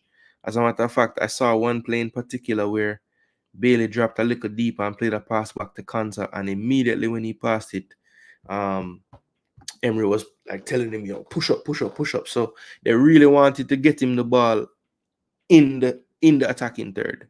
I could tell that they wanted to isolate him in that attacking third, cutting in, going down the flank, whichever one he prefer. That was how they wanted to unlock him to get him closer to the goal. So, I think that the game plan was great for him today. When he needed to, he ran back, as you can see on the heat map. But I think Emery was like, look, this is the time to unleash Bailey. It's the end of the match. I'm sure he looked at the matchup with Zinchenko and was like, okay, we can take advantage of this. So yeah, I think if I'm critiquing his game today, there's really not much I can critique. I think he did everything he was supposed to do. I think, you could see he was assured in possession, didn't lose the ball a lot, which is something that I've always wanted him to just lose it a little less. I know he's an attacking, creative player, but I do feel at times when he has a lot of possession loss in a match, it's because he's made some bad decisions of when to take on people and when to just lay it off and combine with his teammates. I think that's something that Emery has improved in his game a lot. And it's something that, if he ever does play for Jamaica one day, we can look to a version of him that could potentially be even more effective for the Reggae Boys if we can see more of what he does with what he does for Villa in terms of just decision making, because I don't think he ever really quite overdoes it for Villa. Yes, they look to him to create, and at times he might lose the ball trying to create, but at least he's taking that creative moment in a time when it makes sense to do so. And that's what I want to see from him, just that improvement of the decision making. When to go for the dribble, when to go for the pass, when to go for the 1-2, when to go for the cross, when to go for the shot. Those little things, because I think in each individual moment, he has the ability to do whatever he needs to do, right? I think his right foot has improved. I don't think it's the best, but it has improved. His crossing has gotten better on that right foot. I have noticed that this season. And I think while his work rate is not something that anybody's ever going to say is a strength of his, it is something that is getting better in terms of, even if it's not just outright energy, I think his positioning has gotten better. So, he knows that he might have to drop a little deeper as his starting point, just depending on what the game is dictating. So yeah, I think overall, improving under the coach definitely getting a tune out of him. I think for Bailey, it's clear from his interviews that he's a player that really likes the clarity when it comes to the coach and what the coach wants out of him. And he's definitely getting that from Emery, who, as someone who follow Arsenal, I know from his time at Arsenal, he's very meticulous. I've heard that he might have the most meetings of any manager in the world per day. So, it's just a guy that don't really make anything pass without double checking and triple checking. So I think that style really suits Bailey, who, might need a little more guidance in terms of what to do in each system and every whatever the game wants, whatever Emery wants out of that game, Bailey wants to know that, he knows exactly what he wants. So yeah. All right, so we'll get sidetracked and look on the chat. We'll not even go through the rest of the game them. So we did reach to the Saturday game them. So let me just go through the Sunday game them so I can tell you who is in the lead right now of all the people. So let's go back to the fixtures one last time. No results. Sorry. Yeah. All right, so we did reach Bournemouth, Man U. So of course, today's results: Liverpool lost to Crystal Palace 1-0, and there was only one brave soul that went for this result, and it was Fresh God, who went for a 2-1 to Crystal Palace. So salute Fresh. Your Liverpool hate got you a W in the predictions standing. The other game today was Fulham and West Ham, and none of us went with the mighty Fulham. Some of us did go for the draw. Fresh God and Damien thought he would draw, and so did Duckland, but we were all wrong on this one. I went for a West Ham win, and so did nobody else. So I was hoping West Ham could have won and been a nice tiebreaker for me, but that didn't work out. And then the bad mind of everyone else let them basically get a one game on me. I was the only person that was going for... No, that's not true. Mac City. We knew Mac City didn't go for this because he never get none. And Damien actually went with Arsenal to win as well. But Fresh God had this one correct perfectly. 2-0 to Aston Villa. So he was the only one with the perfect score. But shout out to Duklan as well and Hot Chili because they all said Villa was going to win. Duklan said 1-0, Hot Chili 3-2. So 9 games played so far, people. And right now, 3 of the participants, Fresh God, Hot Chili, and Duklan, went 4 wins and 5 losses in terms of the results. But Duklan owns the tiebreaker right now because he has 2 correct scores this week. The other 2, Fresh God has 1 and Hot Chili has none. So basically, the Everton-Chelsea game tomorrow will break the tie, people. If they happen to get the same result, Duklan will... So a couple of things can happen. Duklan went 3-1 Everton. Fresh God went 2-1 Everton. Hot Chili went 3-2 Everton. So all of them went for Everton. But let's say Fresh God get the score right. Then him and Duklan would have equal amount of correct scores. So they would tie for the week. So Duklan, you should be wanting a 3-1 or definitely not a 2-1 to Everton. And me, I am 3-6. So is Damian Levy. And I only have 5 games for your Max City. But you're 0-5. All right? You don't have no wins. So yeah, you know, I'm the only one that could potentially even up the score to 4-6 because I did go for Chelsea. So I'm praying that Chelsea wins this game because I'm the only one that went for that to happen. And Max City. So Max City and myself, but Max City definitely need to know because Max City can't go through the week and don't get 1. So Chelsea, Max City, I beg you, for just win the damn game. Zine? Yeah, Fresh. I think I'm me one. Did I say that? Yeah, I see what you say, Hot Chili. You know, the biggest game, them him not come up big. Yeah, I can agree with you there. For Arsenal. Yeah, well, I don't know, brother.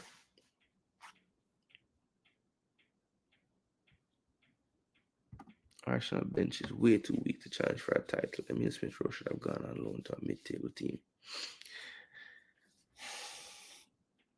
I feel like there's spots on the field where it's weak. I don't think the forward line bench is not good enough to, like, you know, challenge for a title. I don't think the wing back bench is not good enough to challenge for a title. I think we could do with another center back or 2. I think we could do with a couple, you know, maybe 1 box to box and 1 attacking midfielder as well. Because DM were kind of good. Even though I think one of Partey or Georgie probably have to leave. I will try to get maybe like a younger DM in or just a different DM in. Because I mean, I like Partey a lot when he's playing well, but I just don't know if he's something going on upstairs with that guy, man. I don't think he's all here. I think there's weaknesses to the bench, but I don't think it's a weak bench, if that makes sense, Max City. Yeah, man, him fall off. Wait a second, from that result, damn. Need Bailey in the Copa squad.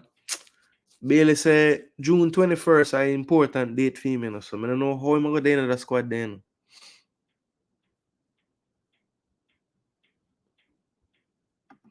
That's our next thing too. We just appreciate from a fan basis because we as fans don't have to train with him. We as fans don't have to play the match with him. But at the ball, them have to play with him in a Duckland. So you have to think about that too.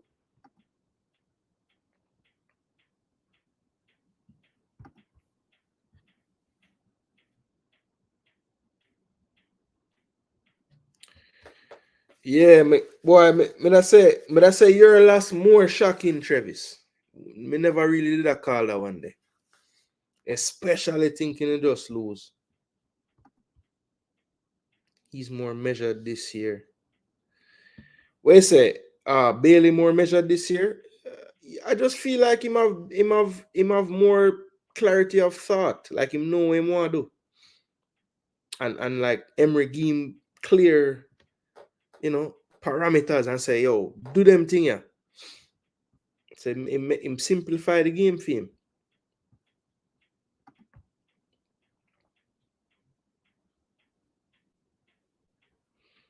Yeah, I think what Damien said is the part that we as fans not praying enough.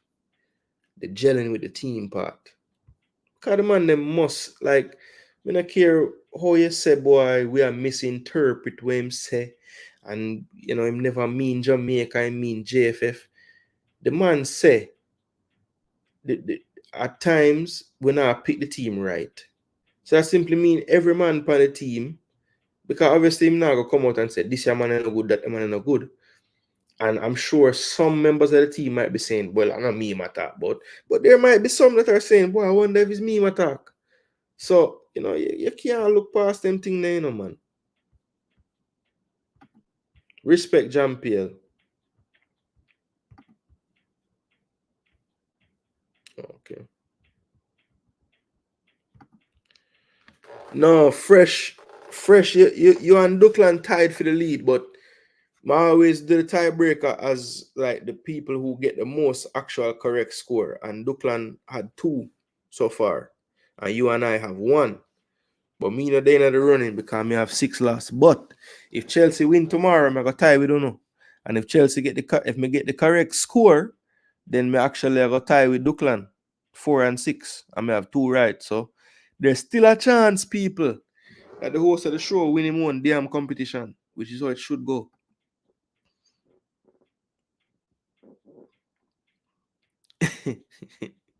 That's why when him forward, I ask him if the soap opera done, big up Ryan, But Ryan don't know say film thing a soap opera sometime,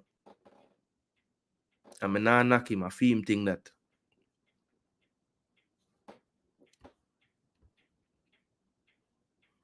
We say, should I go with your heart? That's the thing about predictions, You don't know if your brain or your heart are going to let you down. I say, I win the league. You're leading the league. You're Man City right now. But, Man City was 3rd last week. So tomorrow it could change. Ah, Daddy, bless up. Bless up, Daddy. Bless up, Daddy. They say Chelsea a big side and they never lose this weekend. Why, you're smart, man. You have a way with words. I hope you're full joy in your vacation. Well deserved, boss. What was I thinking? Everton not scoring 3 goals. Boy, I said I'm gonna score 2. And my, what my reasoning was actually? I said Chelsea, I go give them a goal because Chelsea give a goal every game. And I say Matt Neal I go send in a set piece and them score 1. That's how I see them score 2. But I feel like Chelsea will score 3. Cole Palmer, Clark's team score 2 penalty and seal it. We say the new penalty god. Them want to say Saka and him no good because them score so much penalty, But me don't believe that penalty argument there. Even when me have the Messi Ronaldo debate, because me's a Messi over Ronaldo all day. But when me I argue with people about it, other people who are argue for Messi will bring up the penalty thing. And I just don't think that makes sense to bring up, to be honest, because how can you knock a man for scoring the penalties? Like, enough man miss penalty, And if you miss enough penalty, you don't take them anymore. So if a man take enough penalty, that simply means he must score a lot of them too.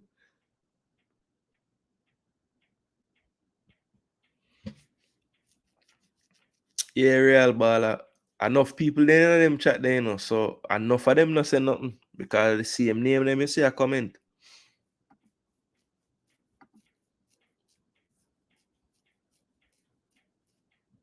And a relegation alone, them a fight, them a fight the FPL people, them too. I mean the what them name, whatever the organization name, the FA. Them a fight the Premier League people, them too. Because every day them look on the table, them have to check and make sure no more point not come off.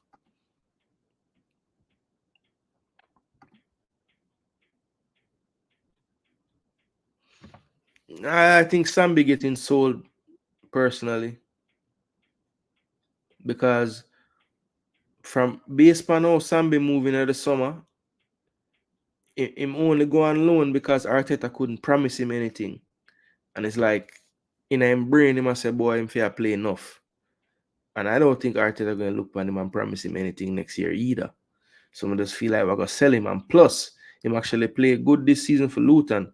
And I was actually upset that the man get injured because I see him valid as a, at least we could have maybe at least get a little bit of profit from him, because he was a player when we just figure we just going to lose for nothing because he wasn't really doing anything.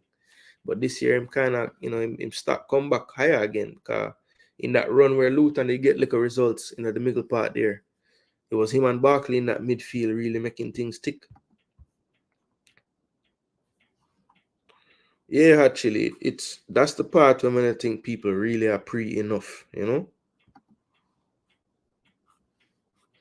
All right, people. So, I know me did have in the title say we're gonna do the reggae boys weekly check-in. But what I'm gonna do is I'm gonna forward out tomorrow with the next show where we can go through, we can finalize the predictions for the week. And then the rest of the show, we'll go through all the reggae boys who play this weekend and give the updates and thing of those injuries and all those things. We have some somewhat bad news. And actually, I'm going to wait till tomorrow to forward with it, because maybe I can get some more information tomorrow once I do additional checks and stuff. But Andre Blake was subbed out again this week, people, out of the game. And it's looking like it might be a reoccurrence of the groin injury that's been hampering him. So I'm going to do some more research before I do a live tomorrow, people, so we can actually talk about it a little more in detail. But that's what we'll do tomorrow, people. We'll I'll close off the EPL week with the last result, go through the final score, the outcomes, the standings, and then we'll jump right into the weekend action of all the reggae boys, whether they are current squad members, potential squad members, former squad members. Because I have my own little pool in my head. I know JFF always release 60-man pool, but Jason Gooner have him own 1,000. Well, not 1,000. I have my own about, I'd say about 70 to 80 players. And obviously I won't go through all of them. But of that pool, I like to just check on those off camera, off stream, and just try to see what them doing. Keep up with everybody. So we'll dive in. No, we're not diving. Why for that? We'll go through all the players tomorrow, people. I have to figure out how to say this without get why. Bailey insult the fans, his teammates, and Jamaica with his comments. I will not drink them Kool-Aid. Yeah, real ball, it's rough. All of us saying the team not pick right too, so Bailey's not wrong technically. Yeah, Duckland. I guess that's a point that I can't just throw away. We as fans always have a complaint about the team as well.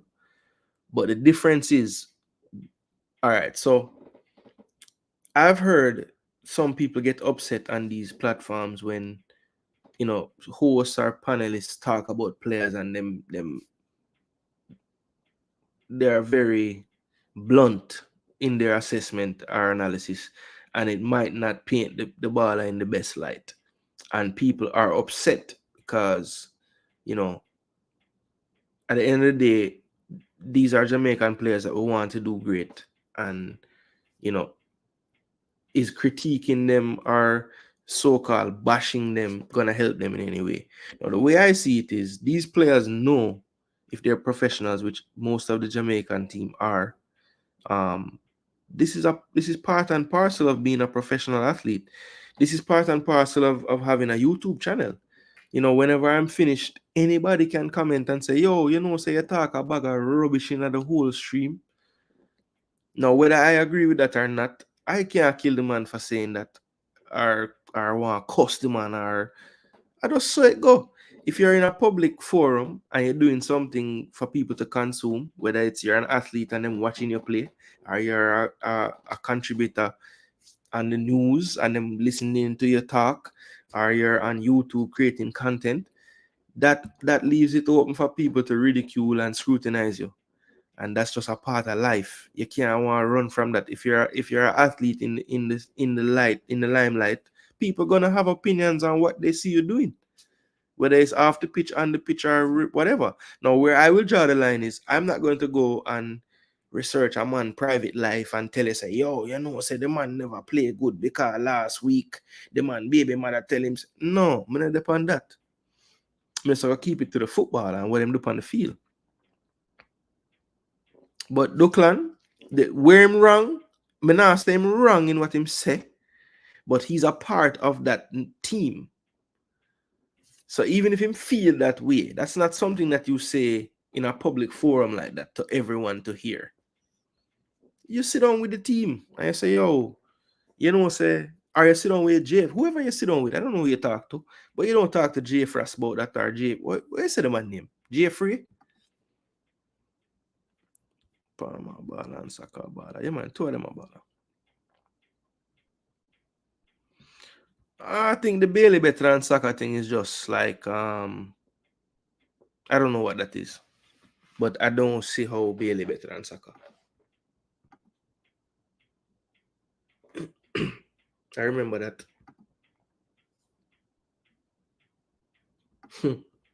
Haaland him score him last 6 still. So okay. He miss a few though. Yeah, Blakey. I know, bro. I'm gonna try to get some deeper info tomorrow. I'm gonna reach out to the writer for the Philly Union for the local paper. And they get back to me about something like a while back. So I'm gonna try to do the same and try to get some extra info. Yeah, it's not looking good for real. Yeah, that to me, that's of all the injuries I've ever had playing football, groin injury was probably the worst because it's very difficult to lose that injury. It just requires rest. And Blake is such a key player for that team that I don't think they've let it rest all the way.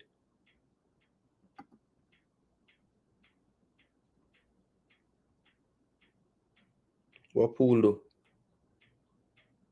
Oh, yeah, talk about the standings, yeah. Blake played on turf today, so that might have agreed. Maybe. No, but that Atlanta field is grass, bro. It's not turf. It look like turf, yes, but it's grass.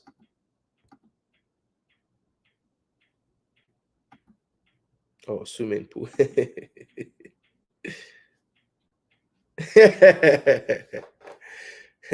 Player pool, not a swimming pool.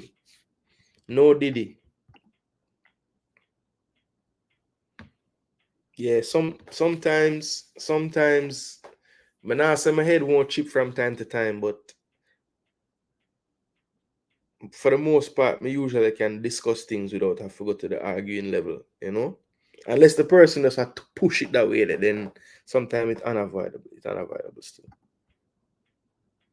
Yeah, man, him do well, man. Good goal. Good goal. Can't go around it. Even them slap with my team.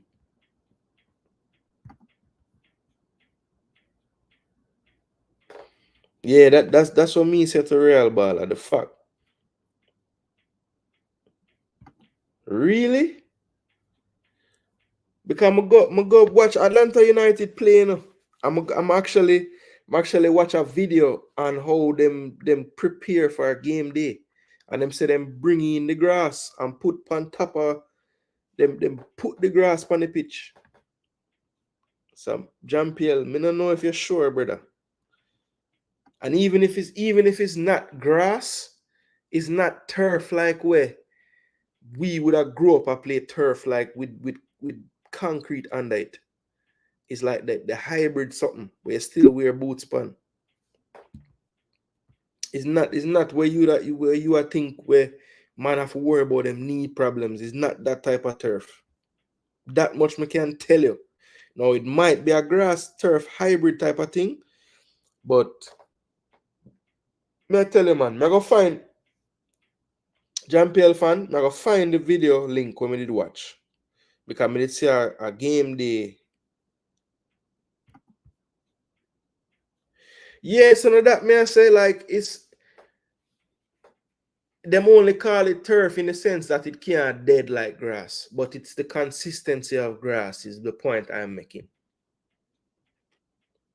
It's like, you know, when you buy them plant there at the store, where you don't need for water because it's fake.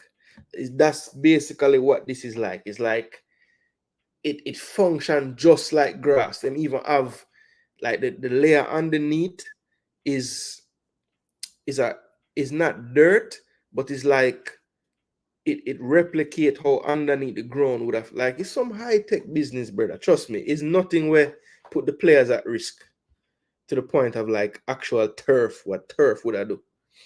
Yeah, man, trust me.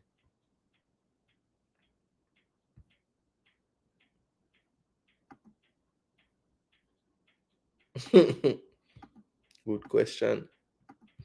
Matter of fact, Mercedes-Benz Stadium. I want to find the video and put it in the chat. Stadium field type. Yes, field turf core. So research what field turf core is. Couldn't remember the name of the damn thing. But I threw the word turf in it to not talk about. Yeah, it's the world's first super fiber. North America, English.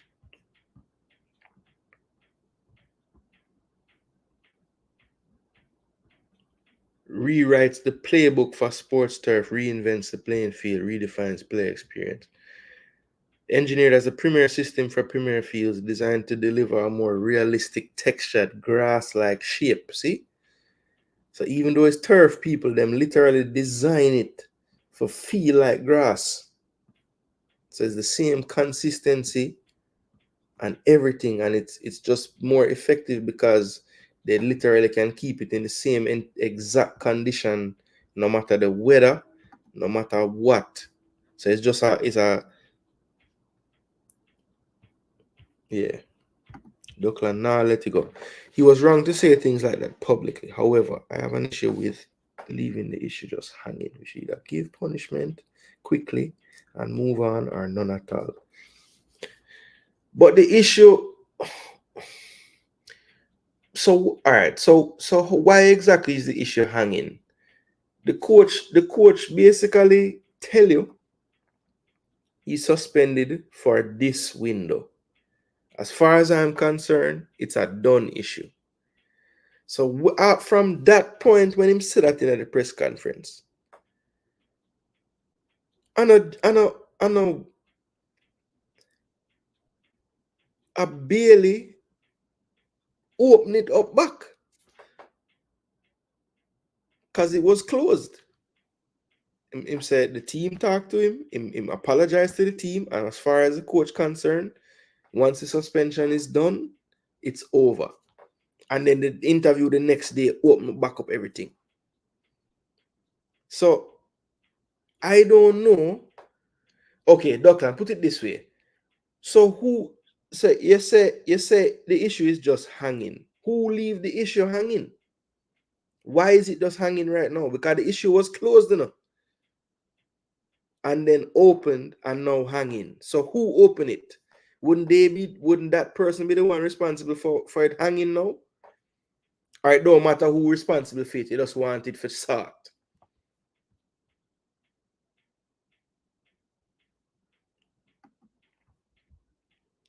Oh yeah, that's why. So if that's the case, right? Miles Robinson gone to which club?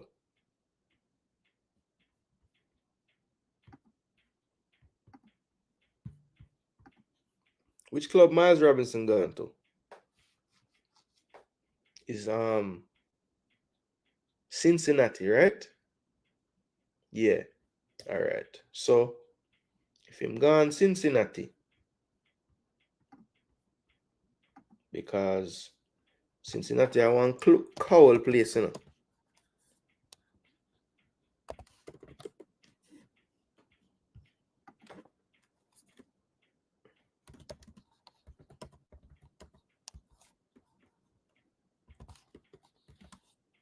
I check the field. Okay, so them use hybrid grass. So that simply means them not have the same turf core business, you know.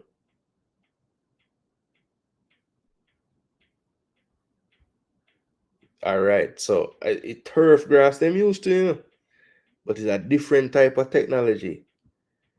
See, it's a TQL Stadium is the first venue in MLS to leverage the game-changing turf technology airpot. So it's a next type of thing, just like what them use in the dome same way. It's some kind of hybrid something. So unless Miles just a find a reason for leave the damn club, man, because another damn turf to that. Look how much Atlanta Falcons player play upon the field and nothing of them need.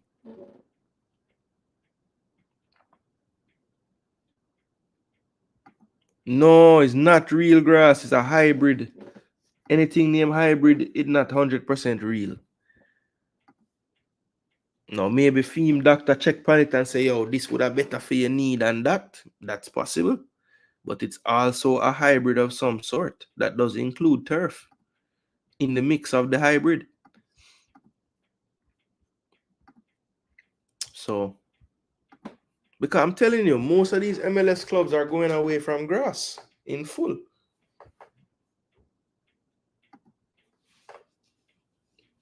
No, it feel more like real vegetation than a fabric.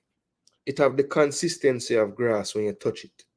I mean, the only thing that give it away is like, obviously, if you try broke it off, it now go just pull out like grass. It just stay, but it feel like grass though.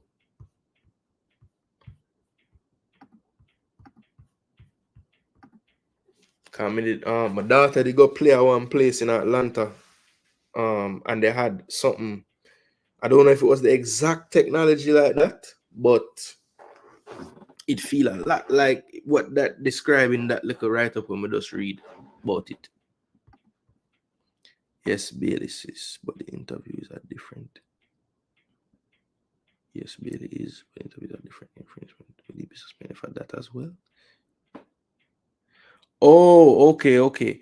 No, but Duckland, the thing is, you know, the court said that the suspension is for the window that's already gone.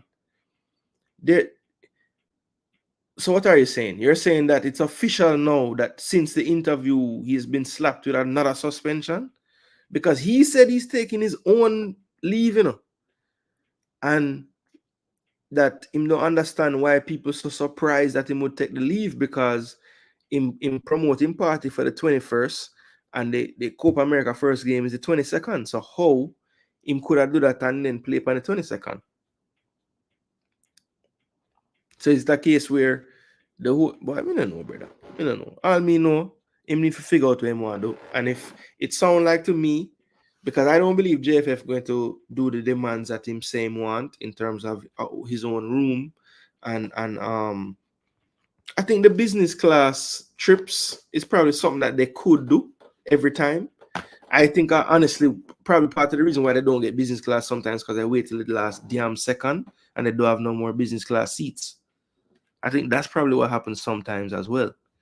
But I don't want to speculate. I don't know why it happened. But I feel like that one is more feasible than the own room thing.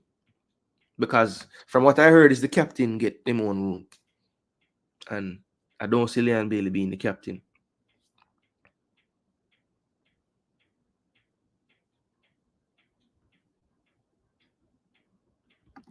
Okay, so FIFA told them no hybrid business, grass alone. Well, that is good.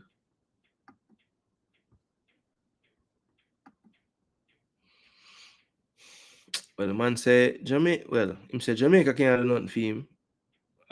But everybody says not Jamaica, it's JFF. So even if it's JFF can't do nothing for him. If Bailey don't think that in profile can be raised playing in the Copa America with like, you know, Messi and versus Brazil potentially and Uruguay and all these other teams, then I don't understand why him would say that. And surely even him manager would know, like there's definitely a lot of exposure to be had in the Copa America. Like it's a huge tournament. It's literally this side of the world Euros, So I'm not sure how them could think that can raise in profile playing in that.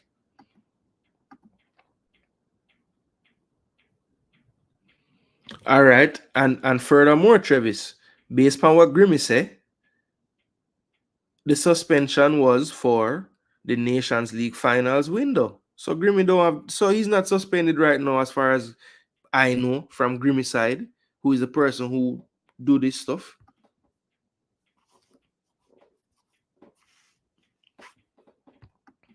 Anyway, people, you don't know the soap opera done, and this show is not for that. So, brother, them time there, it's been 2 hours of enjoyment. Well, an hour and 40 minutes of enjoyment. The first 30 minutes were not enjoyable, to be honest.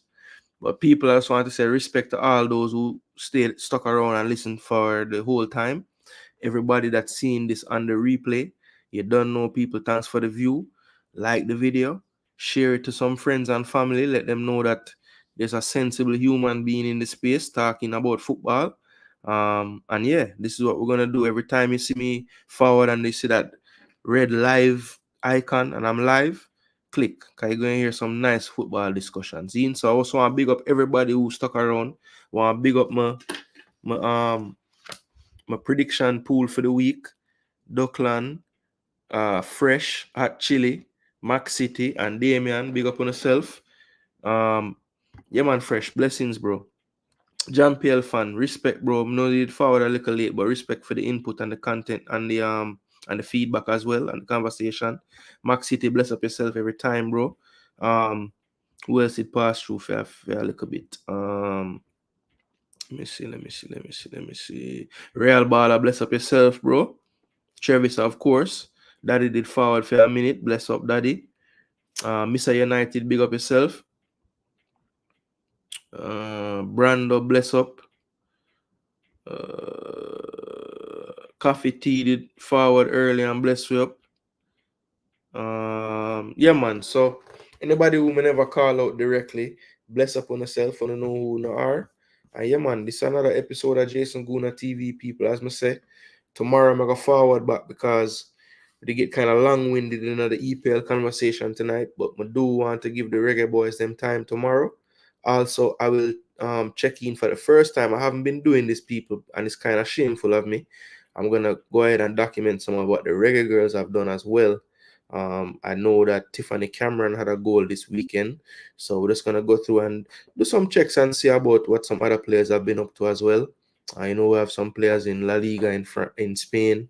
We have some players in the NWSL. We have some players in Mexico. So, yeah, man, just gonna check up on all those things and add them into the mix tomorrow. So, people, look out for that tomorrow night, similar late night time. We're just gonna close off the week for the EPL with the predictions and then go right into the reggae boys and also some checkups on the reggae girls as well, and try to scour the internet to find out everything we can about all the news happening with the teams by tomorrow night, people. So until then, bless upon yourself. Thanks again for viewing. And you don't know, people, it's Jason Gooner, and come on, you Gooners. Sound a little dry tonight, but come on, you Gooners.